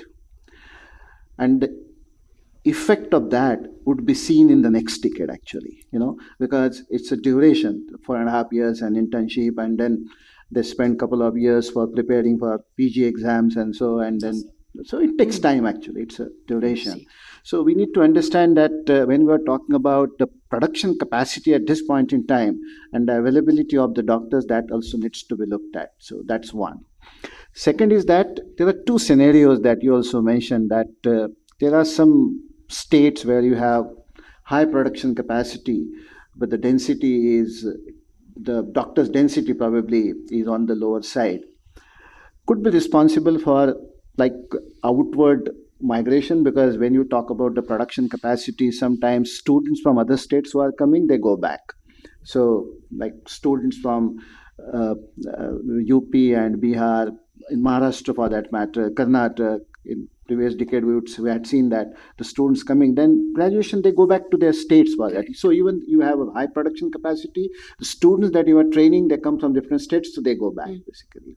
Second is that the outward migration also happens depending on the policy. If you see the salary of doctors, MBBS doctors for that matter, across the states is also variable. There are some states we have gone with more the incentive schemes for doctors, walk-in interviews, of course through NHM and RHM last 2 decades we had seen. So the policies, not only in terms of the salary, but recruitment and transfer postings and even avenues for promotions, that also actually attracts. Production is one thing that you study somewhere actually, but I want it to work, then I have to also see that where the greener pastures are there. That is also true.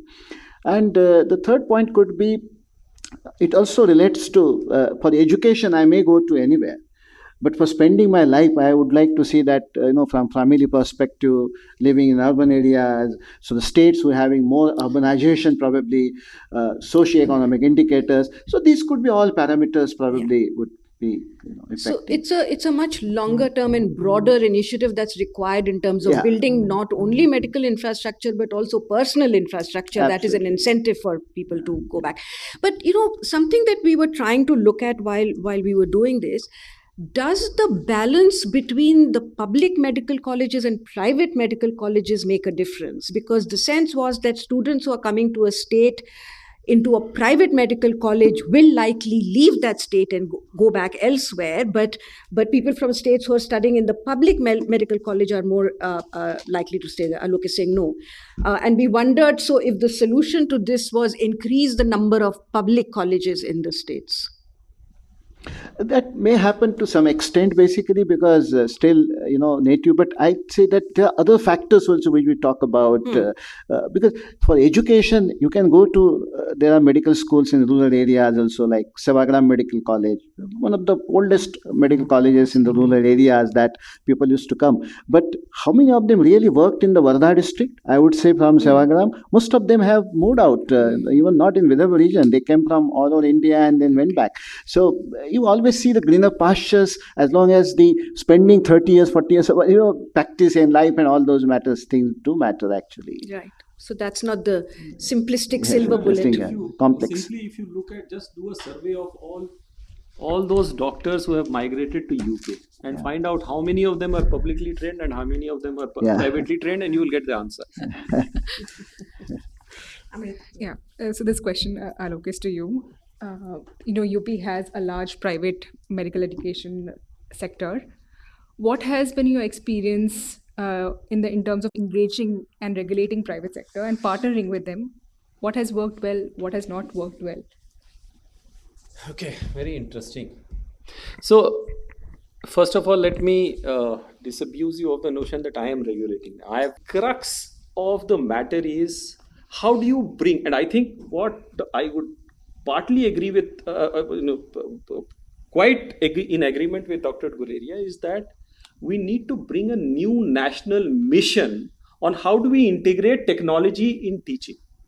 So I think, the model that we have evolved over a period of years, the teacher intensive model that we have been able to evolve, the teacher and the patient intensive model, in some senses will continue because those are required. But does everything require that? How much of it can be shifted to simulation-based learning? Is it possible? That's a function of money. For instance, the anatomy point that he was making. And we can take birth delivery, you can take any other thing. Again, the question is, all these cost money. A good skills lab in a medical college requires 10 to 14 crore rupees. How many of the private medical college will be able to afford it? Will the government assist them in putting those labs? So either we do a Make in India where we bring down the cost of these, which make it affordable for because the management will invest only because they are recovering that money from the students, right?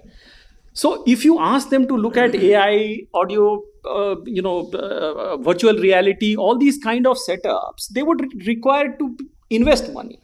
Why would they invest money? because they can, get away with, influencing the regulator rather than putting in the hard money and hard cash in creating all those skill labs and so on and so forth.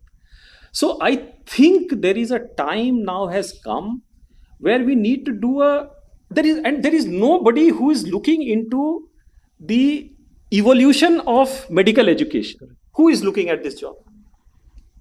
The ministry is looking at, you gave the example of AIMS. They are busy staffing their own AIMS. They are expanding at such a rapid rate or they are busy in running programs like NHM, other programs which they are running.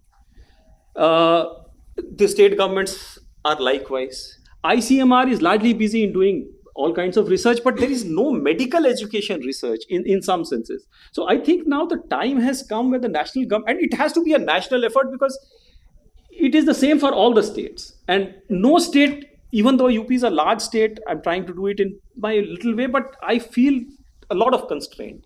It requires a whole mission on modernizing medical education.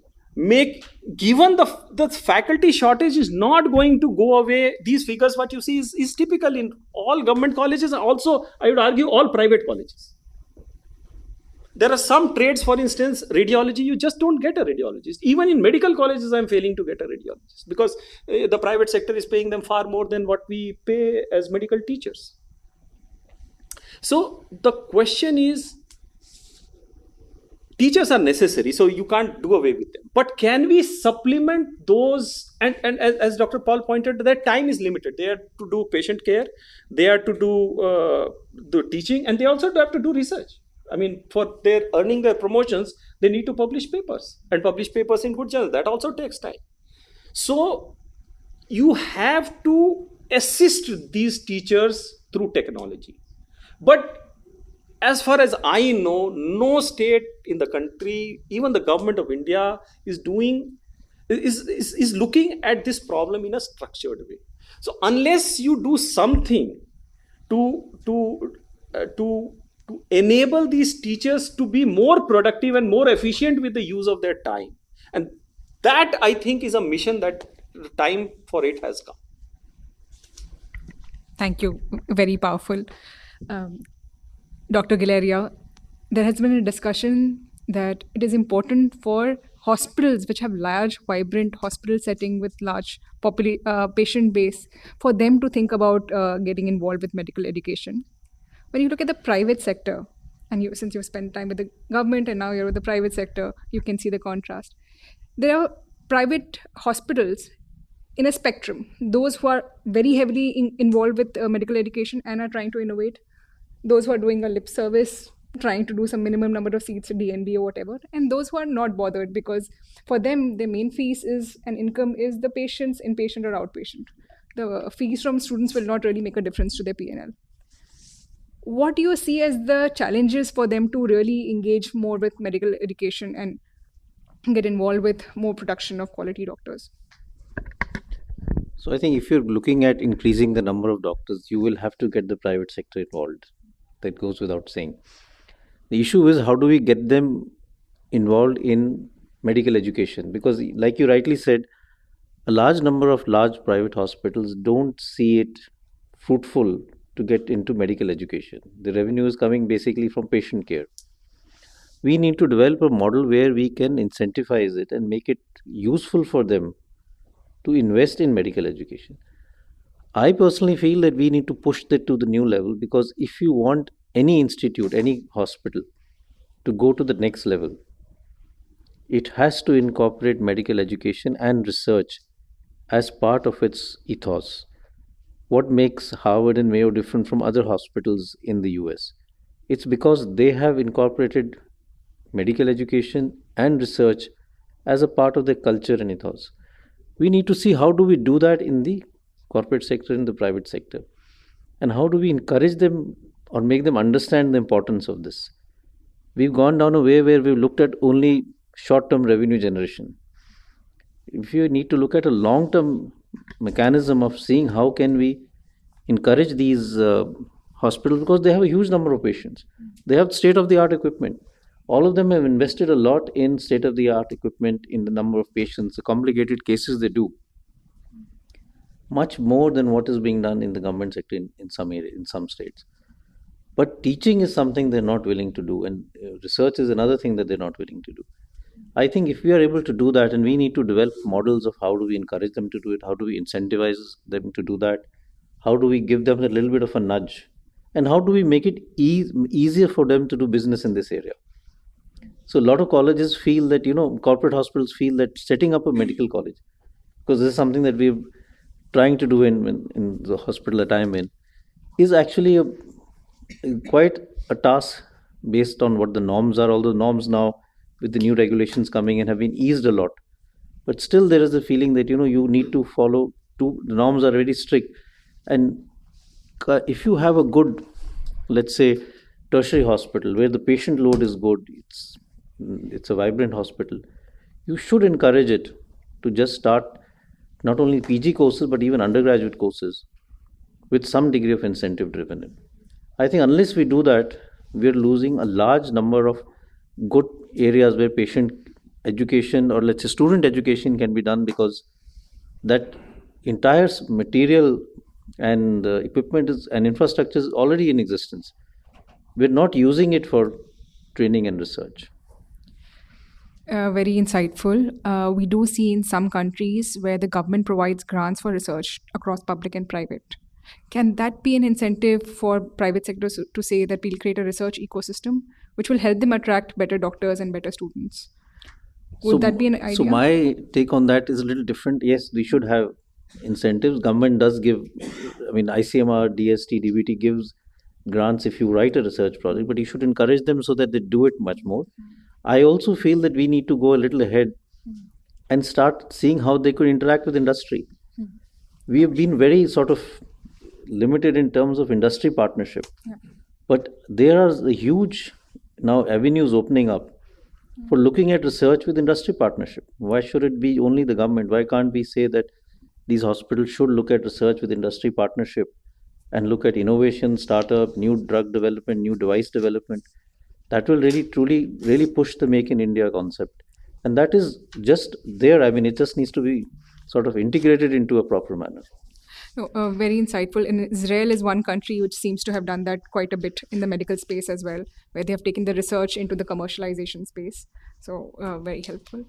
Dr. Zorpe, we've discussed a lot of problems and a lot of things which we could be doing. Any insights, thoughts from you on the best practices from other countries and abroad?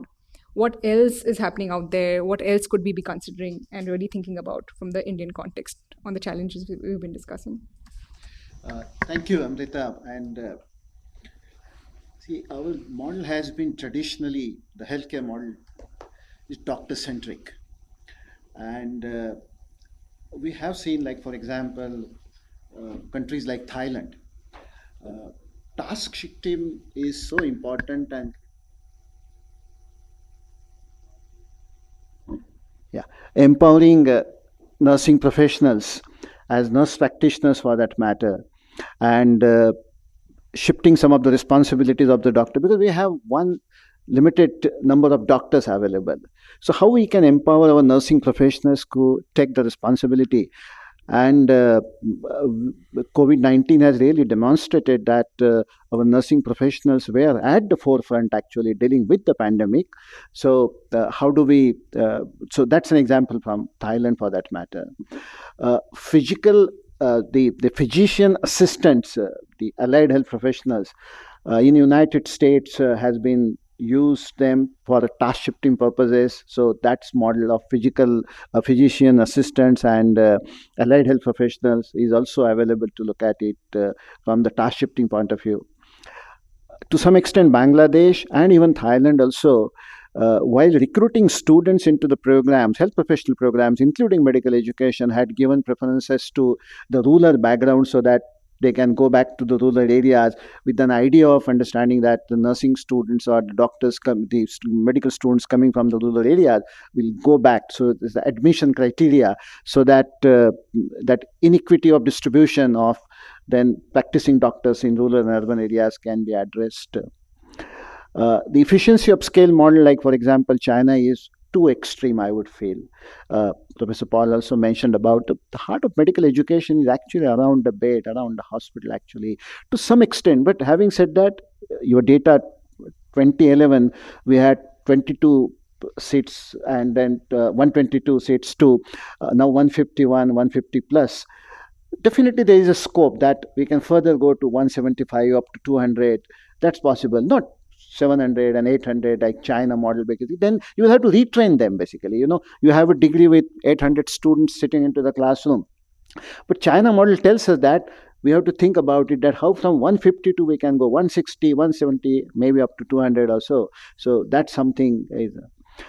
The Romania had a problem of doctors migrating to other Eastern European countries, and what they looked at then, the reasons for that, and the living conditions and providing facilities for the children's education. So those kind of measures were also taken up, which we also did actually to some extent through NRHM and NHM in India also. So there is some learning internationally that we can definitely look at it, and challenges are equivocal across the globe if you see. Thank you. Thank you, Dr. Zodpe. This is so interesting and so useful. I wish we had more time that we could go on, but sadly, time is limited. So what we're going to do is just open it out for a couple of questions, and then we'll request Dr. Paul to give his closing remarks. Abhishek, you had a question then. I'm sorry, I No. If you could just summarize your question. I remember it was to Alok. Yeah, I think it's a question of minimum essential scale, right? I think a lot of the conversation has been about limited resources, whether it's faculty, the importance of having the clinical kind of expertise and the ability for students to get that opportunity. And therefore, should the focus be more on taking our existing medical colleges to the next level in terms of the number of seats, rather than trying to saturate all districts? And what's the balance there? And also, how do we view medical colleges? Are we viewing them primarily from a tertiary care lens or from a medical education lens? And what's the balance thereof? That was my first question. So I think the answer to that question would depend on what are the objectives that you are trying to fulfill. If the objectives that you are trying to fulfill is only production of doctors, irrespective of the geographical skew, yes, it is more efficient to scale up existing institutions. But beyond a point, again, you said that there is a limit to which, because of bedside teaching, because how you can train the students well. If the objective is also to provide tertiary care to citizens within a pre-specified radius, so that everybody doesn't need to flock, and it is an expense, because coming to a state headquarter or a national capital is dislocating for them. The caregiver or the person who accompanies the patient also loses wages, etc. Staying costs in the bigger cities, etc. So the answer to that question depends on this. And one word about the regulatory culture. Thank you, Alok. We had a lot of hands up, and I'm wondering what's the best way to do this. Could we take like 3 questions, and then we would just request the panelists to respond to them? Go ahead. Hi, this is Dhananjay Vaidyanathan. It was very concerning to see that the growth in the number of private sector seats have drastically gone down, right? And I think we are talking a little bit about the factors behind it. I wanted to understand from Alokji and Amrita, specifically, what are you doing right in UP to attract these people to run this arguably lousy business, right? The private sector thinks that there are better ways of deploying capital, going to the Caribbean and opening, Indian capital is going to the Caribbean and opening medical schools. That is the more attractive. So what are you doing right? The next level of detail would help the country. And then Amrita, if you've seen examples from other states which have done this, like Tamil Nadu obviously is able to attract, the business must be working via the private colleges there. Thank you. Sir? I don't have a question. I'm going to make a comment which I think will be useful. It's not the number of medical colleges you have, it's the quality of output. And I'll give you an example. A few years ago, I met an American lady who was writing a book She asked me, "Where are your children?" I said, "My daughter is in Pune. She's studying medicine." She said, "Armed Forces Medical College?" I said, "How do you know?" She says, "My husband is the head of nephrology in Johns Hopkins University in USA. Anybody passing out of Armed Forces Medical College can come straight there. He's already got 6 persons." I asked Madhuri Kanitkar recently, Dr. Jalil, I said, "Madhuri, what is the reason? Why is it only the same? Why not the other medical colleges?" She said, "Vinod, if you come to AFMC, every morning at 9 o'clock, the professor who has to teach will be there. 365 days. Every student has to attend. You go to these other colleges, that commitment is not there. The professor may not turn up. People may not turn up. I'm leaving a point. You have to take the quality of commitment in these colleges rather than number of colleges." Thank you. Thank you, sir. May I request everybody, no, there's the lady at the back, to be really brief in the interest of time. I own 11 global patents related to devices and making surgery safer. I really think our country, this has been a great conversation hearing for me. I just walked in. But I really think where we really need to club our partnership is with innovations and industry. And I really thought that these were points which were very well put forth. I'm also on the board of the American Association for Hysteroscopic Surgery. Having said that, I think we need to focus that because revenue generation is hugely large if we are able to focus on innovations. Thank you. May I request just question if people have questions? Let's just oh, sorry, you had your hand up before. Could we give the mic to? And rest, can we take it up during lunch, please? I'm so sorry. Yeah, I'm Asha Gupta from University of Delhi, and my question is an extension of what she asked just now. How can we raise additional revenues for having more medical colleges and supporting medical education in India? And I was wondering whether we can use the fund meant for social responsibility. Can we take advantage of that and divert that fund for medical education purposes? One. And secondly, I am a political scientist, so I just wanted to know, in US recently in a judgment, Supreme Court has ruled out giving special protection, affirmative action to blacks in Michigan and Harvard University, and no longer now they cannot count race as one of the factors, whereas we in India constitutionally we still have reservation. So I read somewhere in AIMS, for example, a student was denied, you cannot use, students coming from such and such hostel cannot use carom board. So it is still a stigma. Whereas in US people prefer black doctors so that black community can gain from being closer to them. In India it is the other way. There are reports politicians do not want to consult a doctor under reserved category. Okay, so how is this being handled is your question. Fair point. I think I'm just going to read out one question which has come from the participants online. This question is from Leela Varke, and she says, besides the number of beds, please comment on the critical top 3 areas of a functioning hospital which could be eligible for a medical college. She said, I asked because the district hospital in many districts has the number of beds but has not grown in capacity, and how well is this being monitored? Let's just go. Sanjay, could we start from your side? Whichever of these questions you'd like to respond to. The one that you raised is about the district hospitals and beds in the district hospitals. In fact, the National Board of Examination has come out with the program of recognizing the district hospitals and using district hospitals for postgraduate medical education, diplomas and degrees also. And that has increased last 5-7 years. Actually, there is a tremendous increase. We are working in 8 states, including UP actually, and all states have been proactive of using their district hospitals for postgraduate medical education, and around 1,200 National Board of Examination DNB seats are added actually in last few years or so. I think that's an example of how we are using the beds for that purpose. Thank you. Thank you. Dr. Guleria? So I think again, coming back to the same point, that although you have the required number of beds, do you have dedicated teaching faculties? So even if you talk to district hospitals, you need to have dedicated teaching faculty who are able to do that. And many areas where the DNB program is run, the doctors are busy with patients, and therefore a lot of the academic part, the teaching part, actually gets sort of neglected.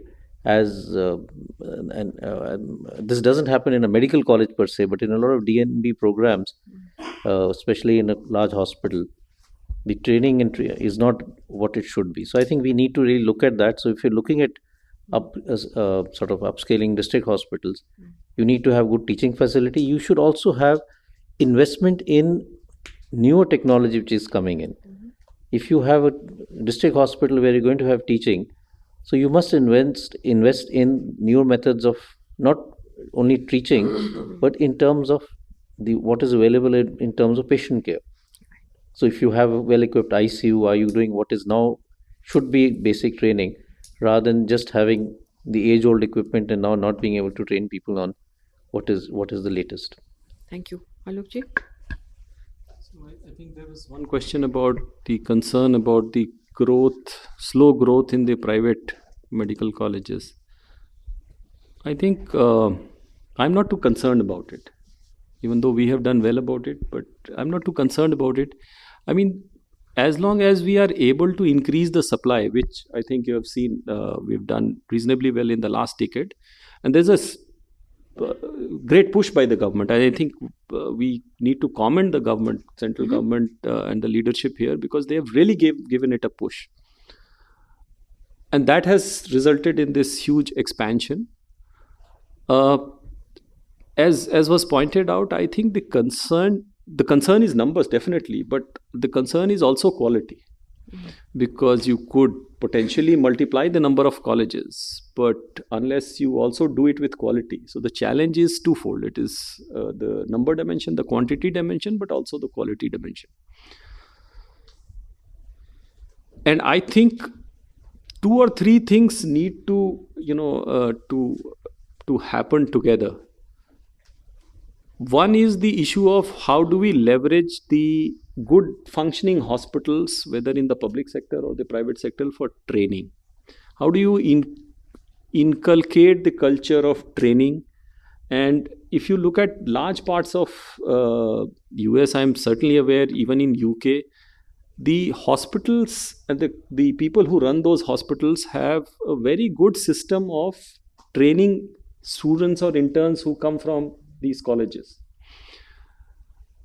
Unfortunately, this is a trust that we have not been able to develop with both our public sector as well as private sector. So typically speaking, a college will be there, and then you will be assigned on rotations to a let's say eye surgeon or a gynae or somebody who will be doing private practice, but they will be very happily doing it. And once they go there, their internship will be really of the quality that should be that is there.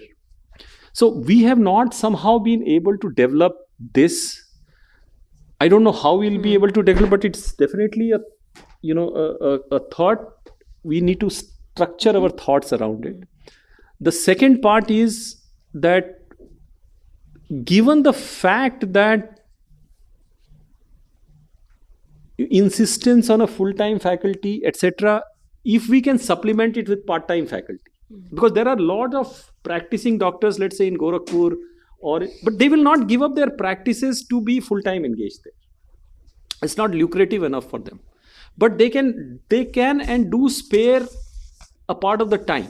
But a centralized regulation at the level of the national level may not be able to do that micro monitoring. So is there a need, or can we think about creating capacities at the state levels to do these kind of micro management on which the central regulator can place trust?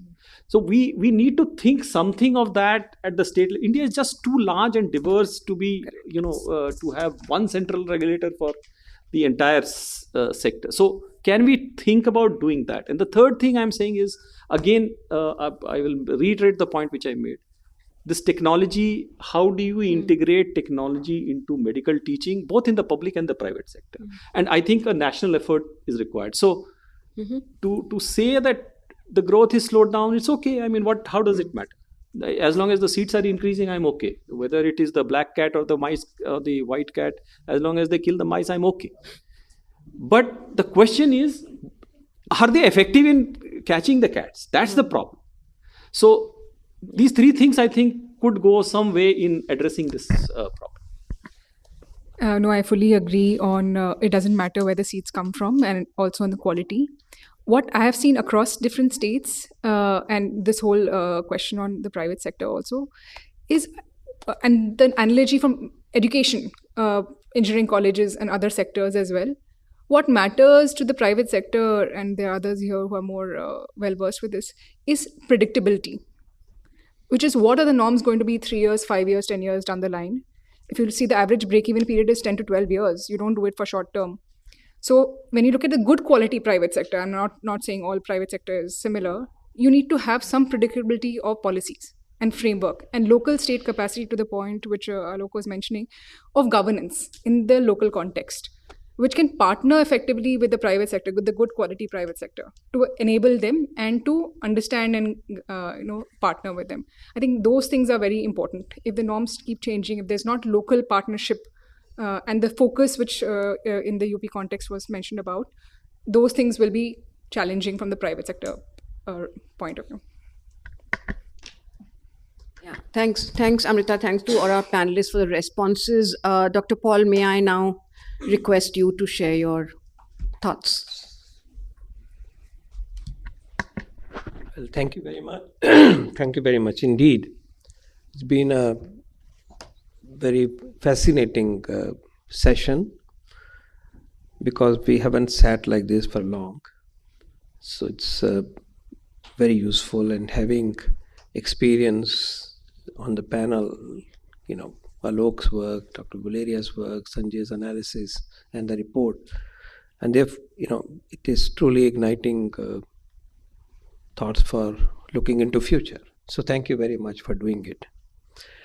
What I'll do in the interest of time is to broadly look at two issues and responding to reflecting on the discussion that has happened. So let me quickly talk about undergraduate education and the points that have been raised. So I think the one fundamental thing that we all can go home with is surely to say that quantity is important and quality is important. And this whole tussle about where and how to make it happen is a huge challenge. And so we don't want to have high quality doctors, just in cities or district headquarters, and we don't want to have poor quality doctors everywhere. So there's a balance has to be done, and there's a role for the governments, state and center, and the regulators and society as a whole, and the sectors as a whole. So it's a churning, and it's a difficult issue, as we have heard. So on the undergraduate, I like to highlight that NEET was a big reform, NMC is a big reform, NEXT is a big one that's coming. Fees structuring under NMC Act, the act was done by him and his team, the first version and the core version, I would say. So these are huge reforms by themselves. I also want to touch upon a favorite reform that our team did, and that relates to the district residency program. If you haven't heard of it, I like to tell you about that in 3-4 sentences. Under this scheme, mandated by regulation, all postgraduates of general specialties in the second year will rotate at district hospitals or equivalent in terms of patient load, multi-speciality, core specialties, for a period of 3 months. So what does it do? I'm getting training in pediatrics. I'm in a medical college, typically secondary, tertiary care system, and then you can say, more sophisticated system, well evolved. From here, I go and work in a secondary level closer to people. I learn those problems and those challenges. So that's one part. Second, in doing so, house job level, that means 1 year specialty, 1.5 year specialty, or just under 2 year specialty, depending on when the rotation happens in the second year for your batch, you are strengthening the services of the district hospital. I hope, Alokji, that's happening, and how to get the best out of it would be one of the action points. I want you to spread this great word. Third, the hidden agenda, you can say, was the following and is the following. When a quarter batch, 3 monthly rotation, so as a batch of 60, let's say 50,000 postgraduates, DNB hata dein agar, 12,000 postgraduate trainees of that batch are away to district hospital Badaumi. Then I can create as many seats because my medical college can accommodate teaching for them. So 25% seats can actually be enhanced, and we are encouraging the states to now undertake that action from the next batch. I want you to tell us whether the scheme is working and how to improve it and how the stakeholders can help in that regard. Because it's, several parties, medical education department, the Department of Health, which not necessarily may be all under one system. They are the ones who are hosting them. Medical education department is facilitating, college is coming in terms of providing the connect and so on. I like us to work to, if the ideas are good, can this scheme be done better? One point I wanted to make. A ratio of almost 1 per 1,000 is achieved, which is a minimum ratio. India should not think about minimum. It's just been such a long pain for us to reach 1 per 1,000. But now I think we are entering the relatively exponential curve. And therefore, one thing that we should go home with is to say what is our next benchmark. And here the benchmarks are typically 2 to 3. Okay, simply 2 to 3. That's it. Some have 4. When can we have 2 per 1,000? 1 per 1,000 is minimum. That's for Nigeria or whatever. WHO thinks of those nations, not India. Okay, and not India of 2047 anyway. Okay, so we should look at the trajectory for 2 per 1,000, and then I guess 2.5 to 2.8 or 3 per 1,000. And I would like to see this happening 2 per 1,000 by 2035, and I think we are on that roll. We don't have to make 2 lakh seats. Even below that, one can work in that direction. Like I was trying to do some more recent math just now. So, 2035, I think we should surely aim for 2 per 1,000. Then 3 per 1,000 by 2047. Then we are like a developed nation. Keeping in mind also the task shifting, task sharing, allied health professionals, counselors, and so on. So, एक है कि हमें उस direction में बढ़ना है, तो quantity तो चाहिए ही होगी. We don't need 4 lakh seats, but we perhaps need a few more 1,000 seats for us to take that trajectory, because that should be defined now and start building on that. The next point in undergraduate education is, let me touch upon, the faculty. Several issues, several challenges, not easy. I gave you the reason for the fundamental calculation of the number of faculty that you need. You all can sit down and tell us where a full-time faculty can be shrunk. We'll be happy to convene a meeting with NMC. Just बता दीजिए कि इतने bed में ये ज़रूरत नहीं है. Because this is what exactly we did about 4 years ago, 3 years ago, less than 3 years ago actually. तो आप ये बता दीजिए कि 300 को सब बेड को अस्पताल चलाने के लिए उसमें ही वो लग जाता है. एडिशनल फैकल्टी टेक्निकली थोड़ा बहुत इधर 10% होगा, कहीं बढ़ने का भी नौबत होगा. But let's all sit down and से नहीं चाहिए. We are happy to change. We are happy. I want to be very happy to be a catalyst to convince NMC, because it's a different body. I can't say they will do it, but we will go along with that. Please keep in mind that you do need faculty for the preclinical to hold, and they are also doctors. They also have some experience to be counted, and of course para. So those are so-called additionalities, and the rest is all hospital driven. Please tell us where this can be done. Also, I think there are some ideas informally we keep sharing the structure, professor versus this, less years, this, that can be all played out. If we generate discussion, we are happy to sit through, because professor 8 साल साथ कर देंगे तो क्या हो जाएगा? Heavens won't fall. There is a flexibility out there, and we can work this out. For example, in times that we were together in BOG, we insisted on some aspects of quality from teachers, which you also should know. One of the other reforms that happened was that we wanted these teachers to have undergone medical education course and research course as a mandated for their promotion and some other additions, so that they are responsive and responsible. I want to touch upon this issue of visiting faculty. So you do need core for running the hospital, 24/7 hospital, and that's one starting point for faculty / teacher / consultant / specialist calculation. I do believe that there is a significant scope for visiting faculty. Because what we will do like this would be minimum, a real minimum. We are happy to make it real minimum. And additional faculty as part-time faculty is a great idea. Great idea, because it brings in quality, it brings in more facilitation. Why do you have to teach, only at the average level? Why are we not teaching at a higher level? So that brings in the quality part. So essentiality part through the full-time, sir. Essentiality, and let's change that if that can be done, and you can study that at what point is a tipping point of quality for hospital and teaching.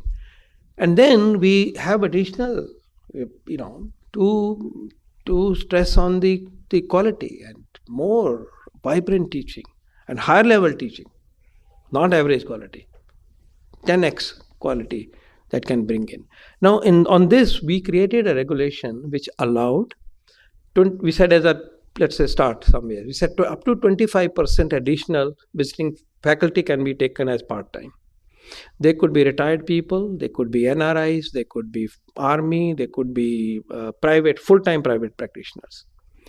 This existed between 2019 till 2021, I think, or 2, when the NMC cut out everything except the NRI. I'm trying to figure out whether it was, by design or by default, but it was such a sad thing, and this has to be reversed.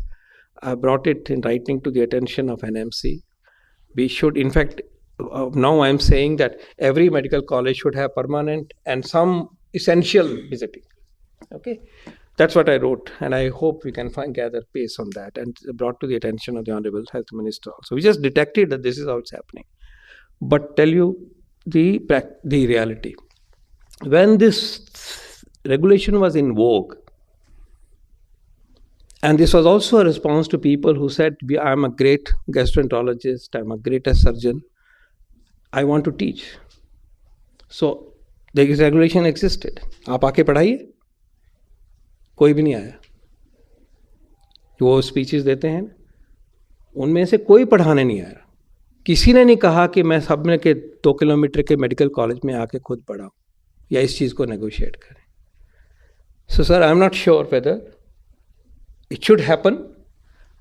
And देश से अच्छा हमें permanent क्यों चाहिए? आपको permanent, आप क्यों आके वहाँ बाकी OPD करना चाह रहे हो? ये तो विन विन सिचुएशन है. आप अपना काम करिए, आपको बहुत शौक है, रात को 8 बजे आके पढ़ा दीजिए. लेकिन I am disappointed. To my knowledge, no one came. All possible because it lasted very short period. Still, it's a short period that the traction wasn't provided. But I'm saying those who had the aura and in big cities wanted to teach, they could have created that demand right away. In any case, more enlightened medical colleges are always aware कि हमें ये मिल जाए वो मिल जाए. I'm not talking about every medical, but ये हुआ ही नहीं है. So please introspect. ये जो rhetoric आता है कभी कभी कि हम पढ़ाना चाहते हैं, हम आएंगे. हमने कहा पढ़ाइए, आपको कोई क्लिनिकल केयर नहीं करनी, आप सर्जरी नहीं करने आ रहे, आप इतने दिन आइए पढ़ाइए. और रिम्यूनरेशन का भी ऑप्शन रखा अगर आप रेगुलेशन पढ़ेंगे. Unfortunately, NMC has gone on the back foot, which is very disappointing. It's not acceptable, and we will set it right hopefully very soon. On the UG, the issues about faculty, there are several you should look at the qualifications, and that can be changed. But also, would you? We are fighting against, at least in a part sense, against the business dynamics, right? Suppose we were to pay more than the privates. ऐसा भी हो सकता है क्या? सोचे जरा. Secondly, 30% vacancies, even at AIIMS, and perhaps even more in central government hospital, where there's everything going for you in the city, etc. Part of it is also the delays that occur in terms of recruitment. The recruitment cycles are so painful. I'm aware of the UPSC cycle. You start 9 months, then another one. It just doesn't move. It should be revolving. It should be moving fast. And then you take ad hoc and temporary. That person contributes for 9 months, 1 year, and then this person will be said, you go away because you're not selected. You get frustrated. So there are also other issues. So the short point that I'm making is vacancies are not only lack of availability. Now, technically, Karnataka has a lot of supply chain, let's say, but the vacancies exist there also. So the recruitment processes and conditions, why can't those be liberal? Why can't we have more liberal? Why can't government pay? एक सवाल है, सोचना चाहिए, क्यों नहीं 2 गुना 3 गुना क्यों नहीं सोच सकते, क्या हो जाएगा? तो फिर वो हमें इक्वेट कर देते हैं कि आप उस सेक्टर के बराबर होते, उसके बराबर होते. तो ये भी सोचना चाहिए, why can't it be generous and so on. I'll like to spend a little time on the postgraduate side. Now, if you go toward, let's say, 3 per 1,000 doctor, today it's 14, so 14 into 3 would be about 40.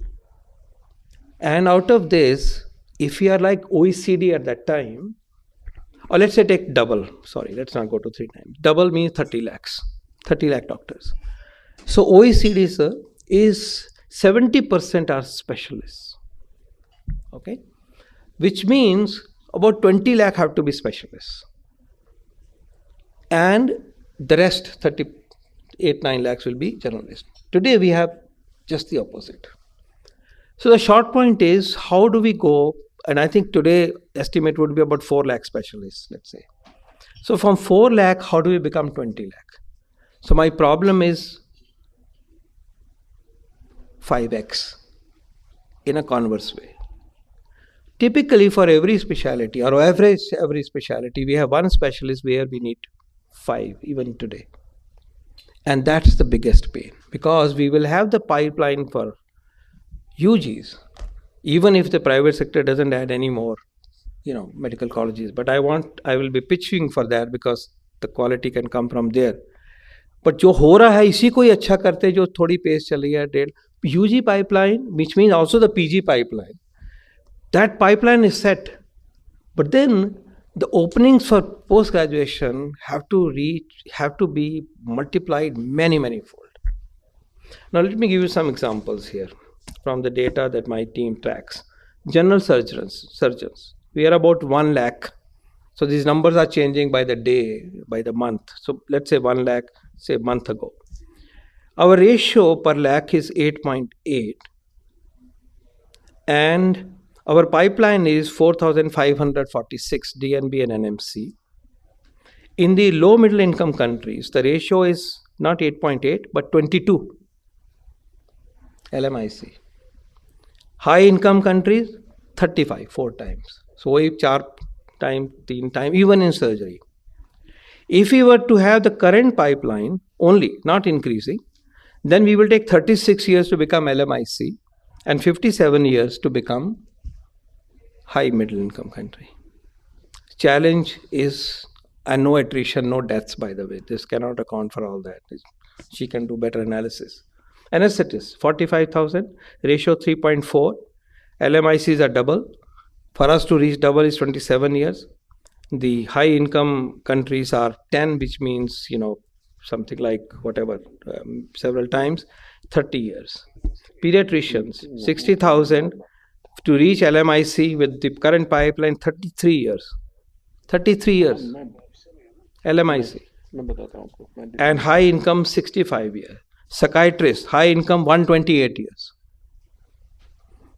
Low middle income, 20 years, because psychiatrists tend to become many, many more when you move to the high income. Short point I'm making is, please spread the word that PG is a huge challenge and a priority. थोड़ा ये shift होना चाहिए और इसकी चर्चा और clear होनी चाहिए. Now that the UG pipeline and therefore PG and super specialty pipeline in a way is moving, quality and other issues are there, we'll face. We talked about some of them. So this is a critical issue, sir, for all of us. Now, PG training happens on two tracks. One, the NMC system. We create a medical college. Third year onwards, it used to be fifth year onwards, we made it third year. You can start having PG. You start PG in some specialties. Then you increase a little more, you increase a little more. It is something which is stable, but moves step by step, and it asks for more resources as you start going up.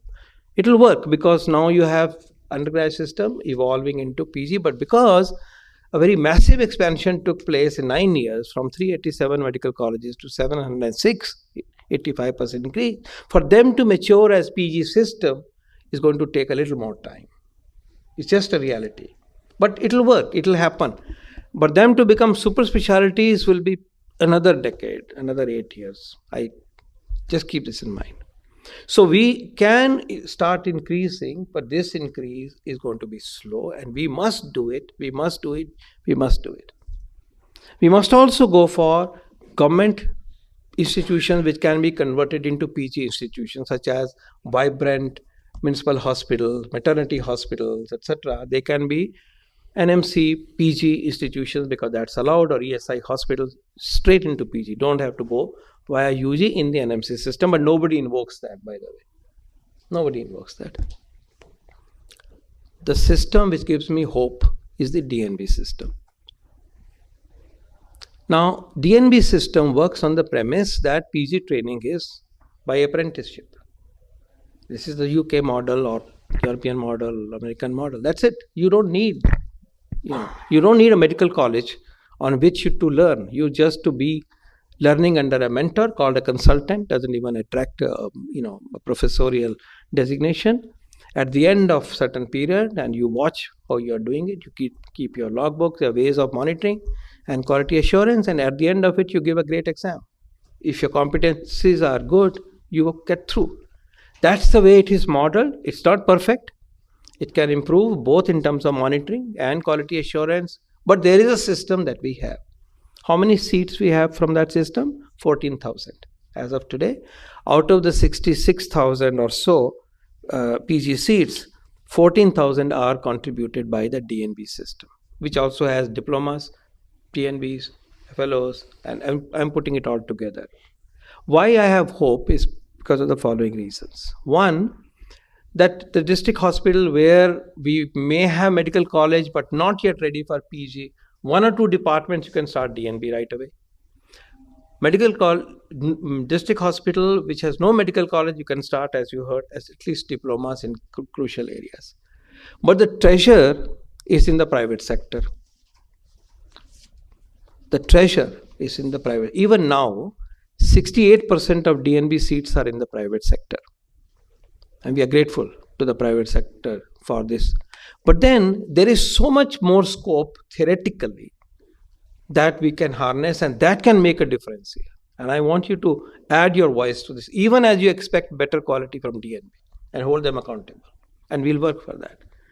Now I give you some numbers here, and then I start winding up. PMJ has 12,000 private hospitals. These must be modest size to big size. They may not be the mega size. It's okay. Total private sector hospitals are around 30,000. So PMJ के 12,000 लेते हैं. उनमें से मान लो कि 6,000 आधे कल 2 seat contribute करें. What do you get? You get 12,000 seats. 2 seats in some department.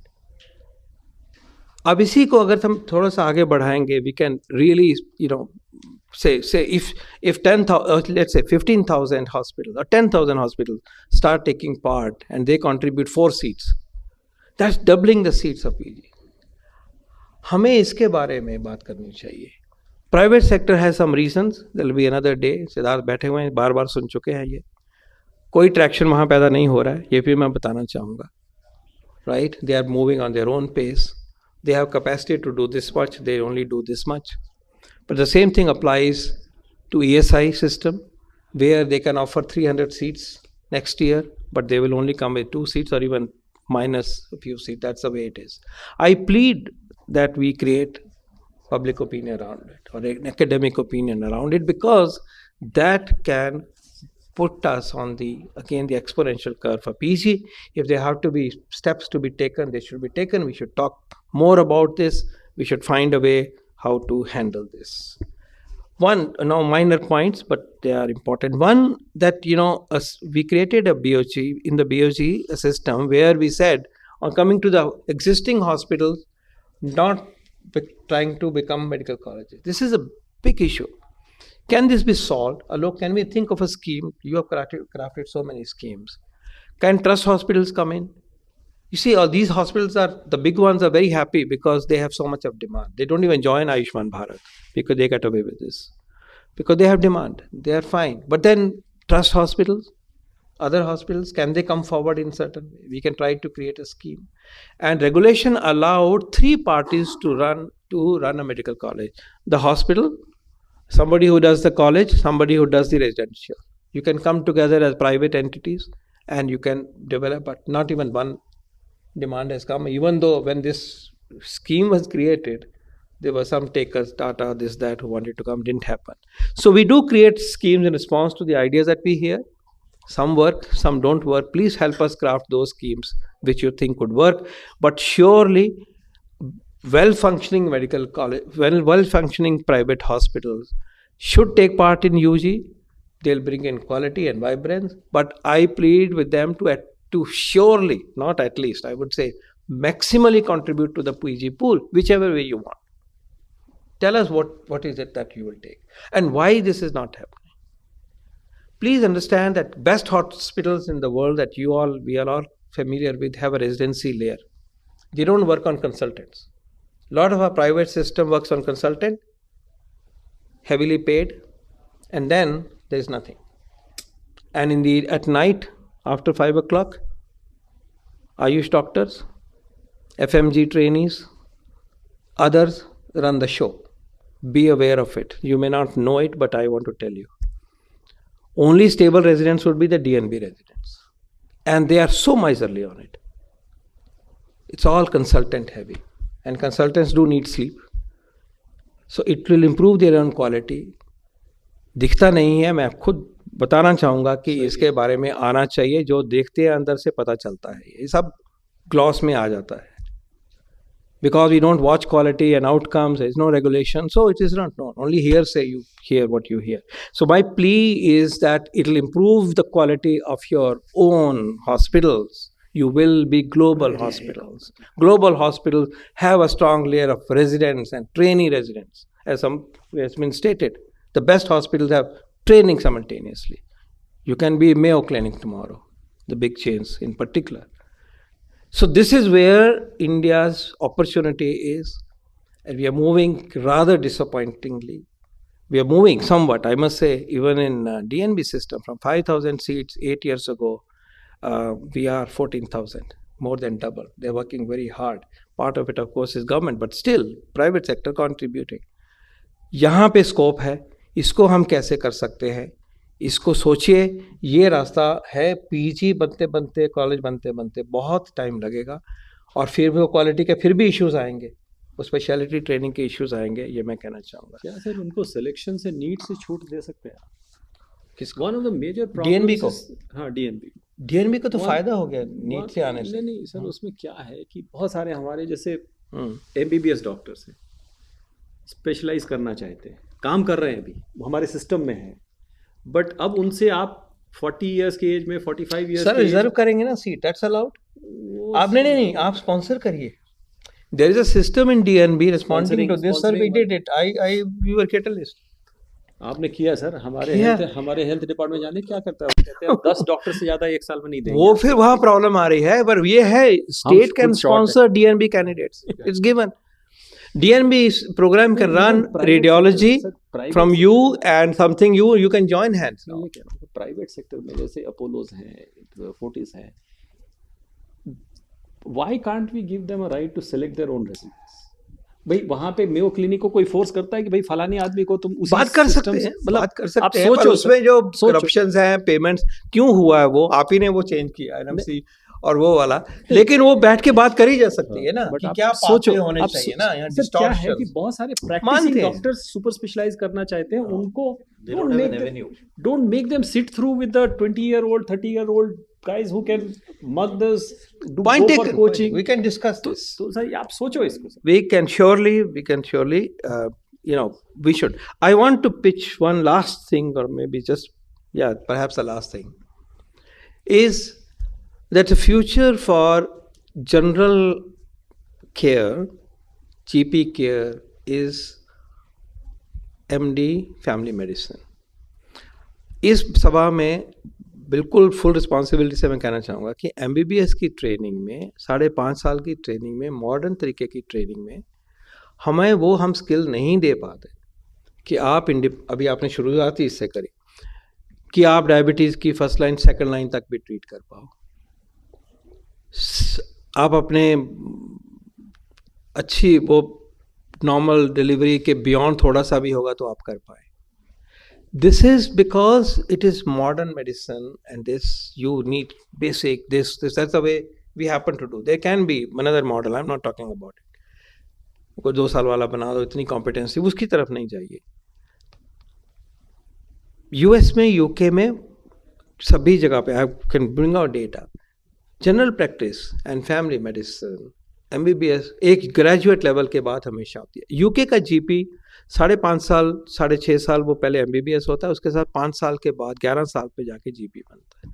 आप हमसे एक्सपेक्ट मत करो कि हम 5.5 साल की ट्रेनिंग में, वो भी नीट की ट्रेनिंग और ये कोचिंग जो चल रही हैं, आपको वो डॉक्टर मिलेगा जिससे आप अपनी बहन का इलाज या मम्मी का इलाज करा सकते हैं. ये नहीं हो सकता.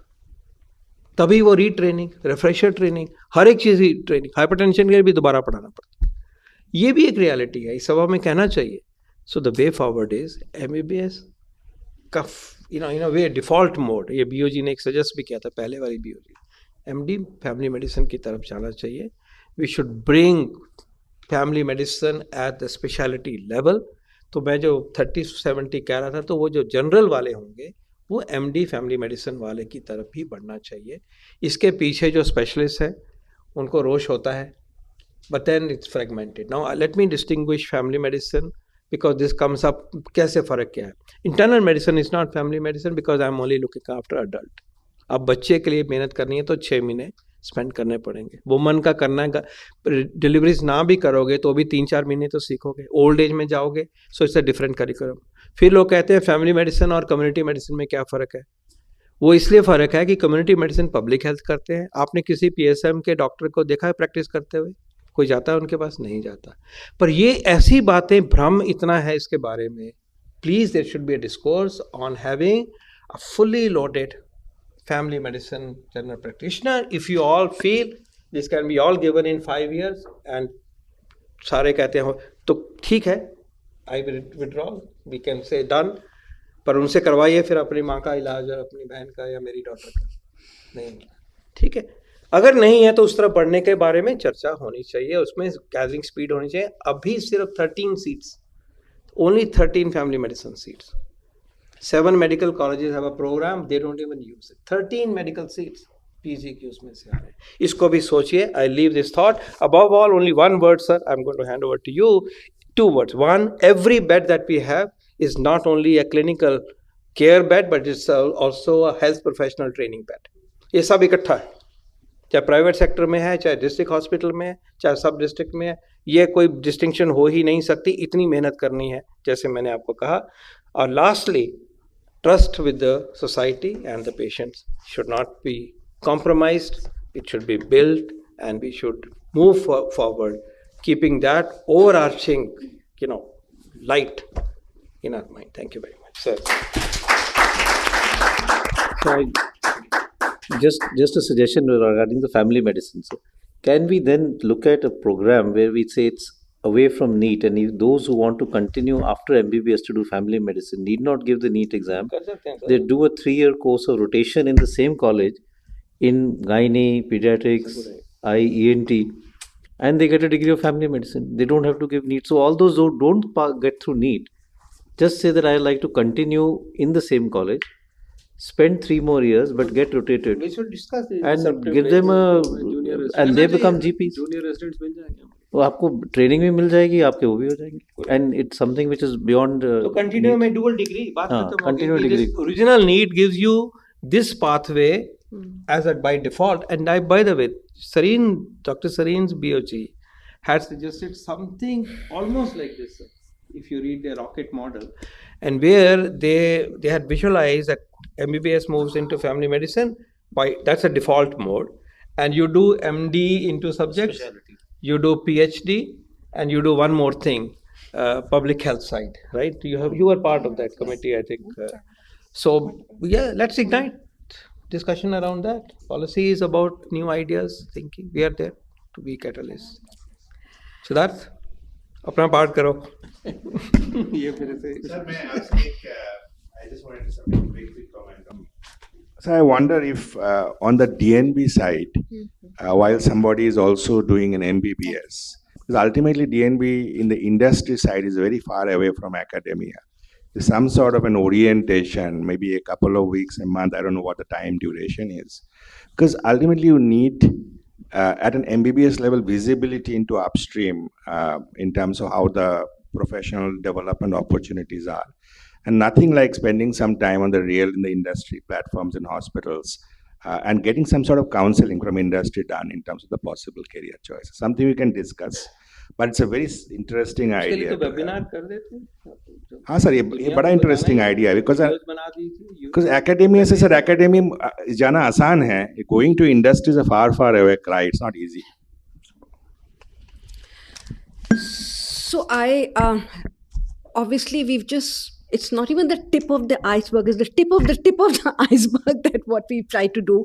And thank you, Dr. Paul and all the other panelists for culling out what's essential from what we presented and then expanding it to identify many other issues and putting some level of priority. I mean, clearly there's a lot of work to be done, but I want to say thank you so much for your time and all of your thinking. I'm going to give, Amrita's going to have the last word on the key takeaways from this. And then I request you to all join us for lunch. Thank you, Sandhya. So I'm just going to try and summarize what are the key takeaways. Almost. It's a very good idea. Very good idea. Just 10 seconds so that. No, but we are excited about some about pushing family medicine. Family medicine. When we were the BOG, we were trying. We are all for trying to find aise plug karo, aise karo, isko karo. Okay. So actually, just on the exciting ideas, there are 6 big exciting ideas which I think I'm taking away from this conversation. One is the whole private hospital and how can they really engage, especially on specialists and including family medicine. So which is how do we really engage? Iski scheme banane ka main interrupt kar raha hu because this is a real action point. No, mic is off. It's a true action point, and we have not been able to crack it. Sir ने बताया कि हम उनको loan देंगे, हम VGF देंगे, उसमें opex भी है, 80% तक जाता है. वही है ना, क्यों नहीं आगे आते? आपने स्कीम बनवाई हमसे, फिर लेते नहीं हो, कोई नहीं लेता. अब कितने साल हो गए ये उन्होंने फैसिलिटेट कर रहे हैं, तब आई 4, मतलब this scheme is at least 4 years old, sir. Private medical colleges treat patients as cost center and students as revenue center. These guys treat patients as revenue center and students as cost center. That's the problem. That is the which they don't need. That is correct. Which they don't need because that is the point. But sir, one thing I'll tell you, there's not a single private sector I have heard to say So don't want DNB. actually, I think this is a follow-up discussion. All of them want DNB. So this is a follow-up discussion, but I think this is one. Let us sort it outside. You have the potential to do 10 times the number that you are doing.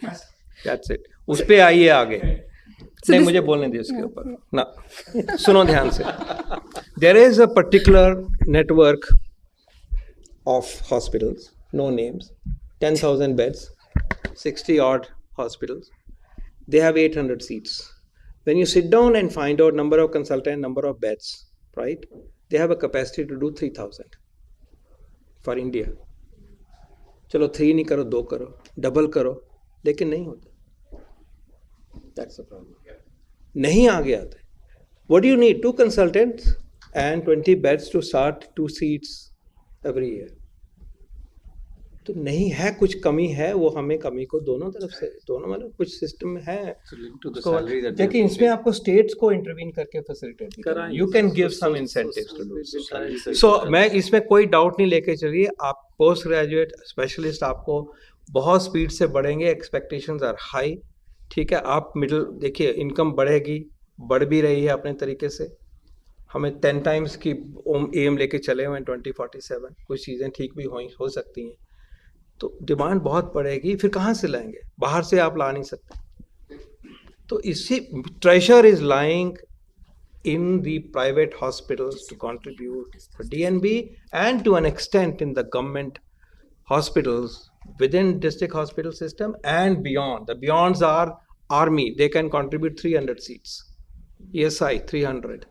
Coal India 100 seats. Like that, if you think municipalities maybe a few thousand seats. हमें उसको connect करना है. Tell us what we want, what we need to do. We will do it. No, absolutely. This is an extremely important action agenda going forward. The second one is really this whole thing about quality and cost and supply.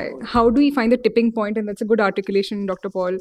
What is the tipping point? How do we look at innovation? How do we look at that and technology to really enhance quality and cost so it doesn't become a trade-off? Which is the where we are stuck right now. That is the second big action agenda. Ranking of medical colleges possibly from next year. Okay. Interesting. The third one is really the whole incentives for teachers, especially. How do we really think about what will motivate and incentivize teachers really across government and private sector? It is not only about relaxation of norms, but also incentivization. The fourth one is also on local state capacity and ability to partner, engage with the government, governance and the private sector and the local government colleges. So the local state capacity and regulation ability, that's strengthening of that. And what does this really mean? While there is NMHC, which is providing the guardrails, what is the local state capacity to engage with the local conditions? Fifth one is research plus commercialization, to the point you were saying. We have to, and this is linked to quality. How do we enhance research, evidence-based thinking, and how do we link it to commercialization, which will make the whole medical education even more vibrant, which is something which has been seen in Israel and other countries. And the last one I'm taking away is there's so many questions which we have. Where is the data? We have piecemeal data. Each of us is discussing. We are putting together what we observe, our experiences, our small facts. But I think there's much more need for data evidence around all of this so that this is common knowledge for everybody. Right now, everybody has a different piece of the puzzle. How do we really put a common piece to the puzzle? And this is really a public good, which government and non-profit and impact should come together to provide. So on that note, thank you all so much. And may I request all of you to join us for lunch, which is just outside. Yeah. PDF है? We'll give you the PDF and we'll use the data. I'll send you the